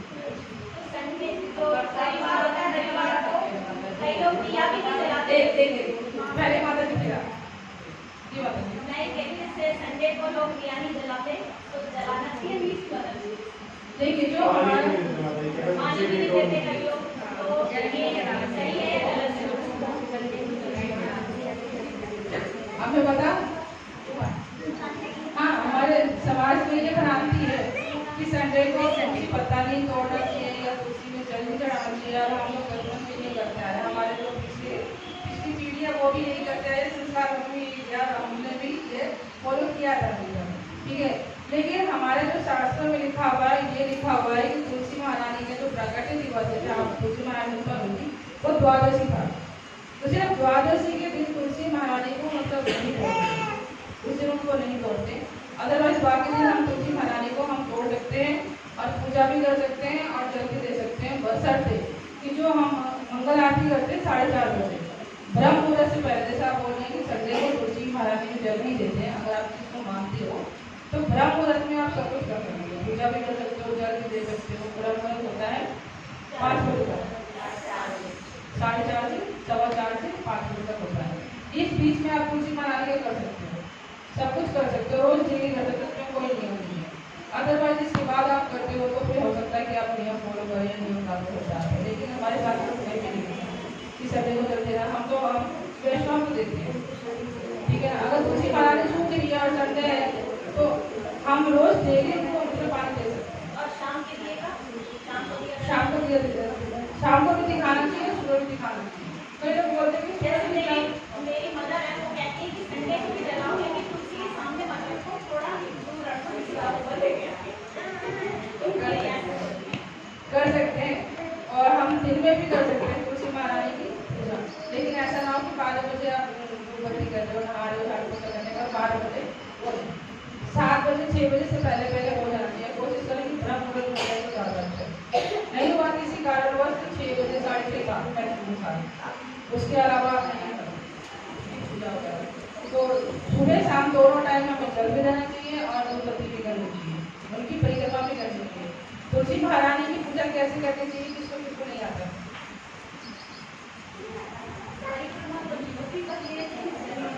जिसको नहीं आता नहीं आता तो हाथ खड़ा करो, मुझे पता चले कि किसको नहीं आता है। ठीक है, हमें तुलसी महारानी की सबसे पहले तो हमें धूपबत्ती तैयार कर लेना चाहिए, ठीक है।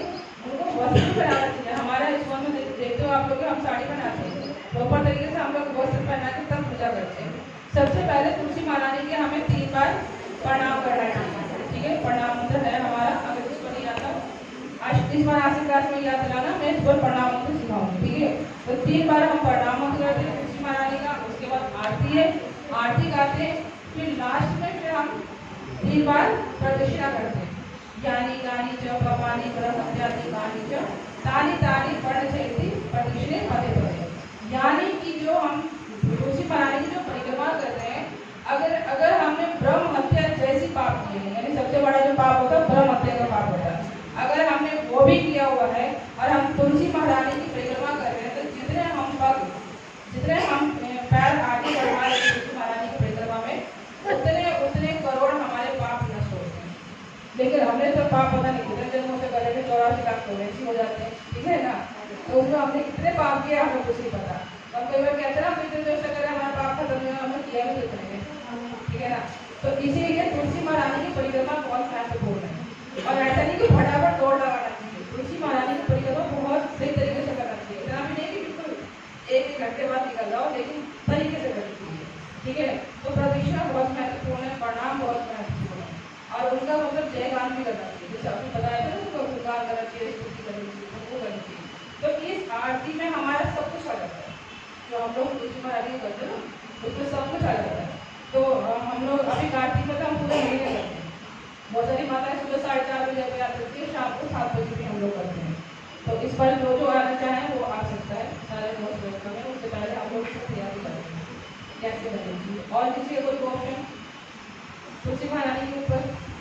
ये कहती है तुलसी डालते हैं, तो मैं जब मतलब होती तो कहती हूँ वो फिर मुँह में आकर कर दो। हाँ, अगर मुँह में आ गया आपका भोग से तो आप उसको कर लो। अगर अन्न में आया है तो अन्न के साथ में आप उसको चबा दो, ठीक है, अलग से आपके दांतों में नहीं जाएगा। अगर आपके चरणामृत में आ गया है तो वो जल में आ जाए, मतलब वो लिक्विड में है, तो उसको किसी भी तरीके से अंदर से रखो, उसको चबाओ, उसको चबाने का भी ध्यान नहीं है।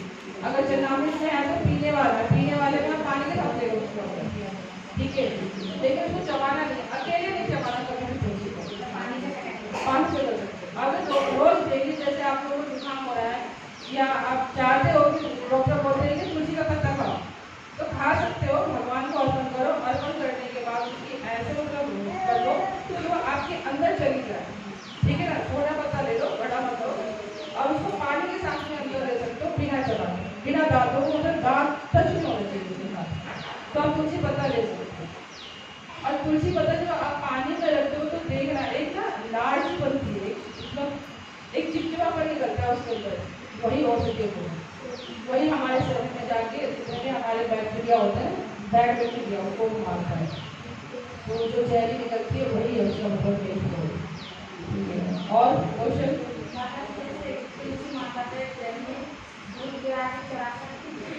चीटी लग जाएगी वहाँ पे, दूध से चीटी आएगी, गंगा जल आप डाल सकते हैं, ठीक है। माता जी क्वेश्चन पूछ रही थी।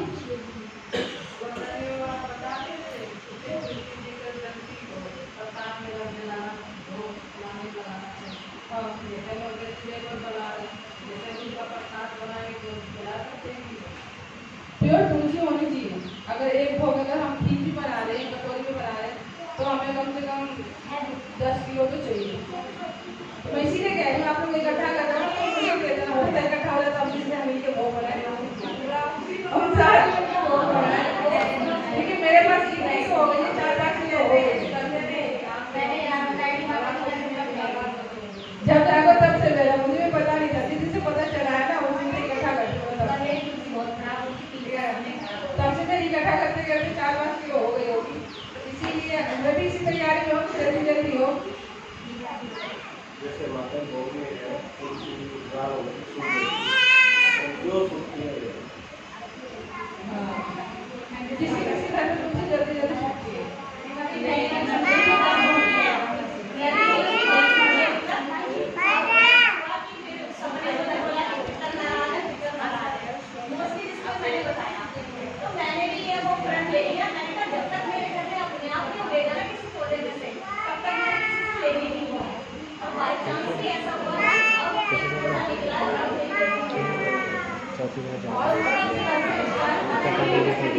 क्या पानी की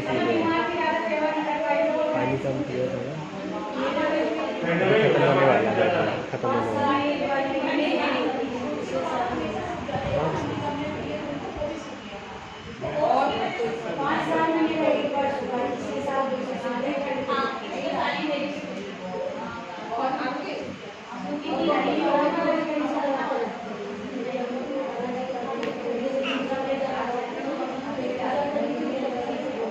जिसमें कृष्ण कृपा नहीं होती ना, जिस घर में कृष्ण की भक्ति नहीं होती, कृष्ण कृपा नहीं होती, और दूसरा कि जिसके घर में अगर किसी ने तंत्र प्रक्रिया की हुई है, ठीक है, किसी घर में अगर किसी ने कोई तंत्र प्रक्रिया की हुई है तब भी तुलसी सूख जाती है, ठीक है। और जो भक्ति कर रहा है तुलसी की सेवा करता है प्रॉपर तरीके से, मतलब तन मन से, तो अगर वो बीमार होने वाला होता है तो तुलसी महारानी अपने ऊपर ले लेती है और वो सूख जाती है, ठीक है। एक तो ये होता है, अगर बार बार सूखने और आप सही हो तो कहीं बहुत सारे रीजन है तुलसी की सूखने का। दूसरा कि जैसे माता जी बोली कि परेशान है तो तुलसी और फिर का कोई कनेक्शन नहीं, वही है। तो समाज में क्या होता है हमें पता नहीं होता है, वो नहीं चीजें तुलसी और प्यार का कोई कनेक्शन नहीं है। ये कृष्ण से रिलेटेड है और भक्ति से रिलेटेड है। अगर कृष्ण की भक्ति नहीं हो रही है, प्रसाद किसी भी अपमान हो रहा है, तो वहाँ पे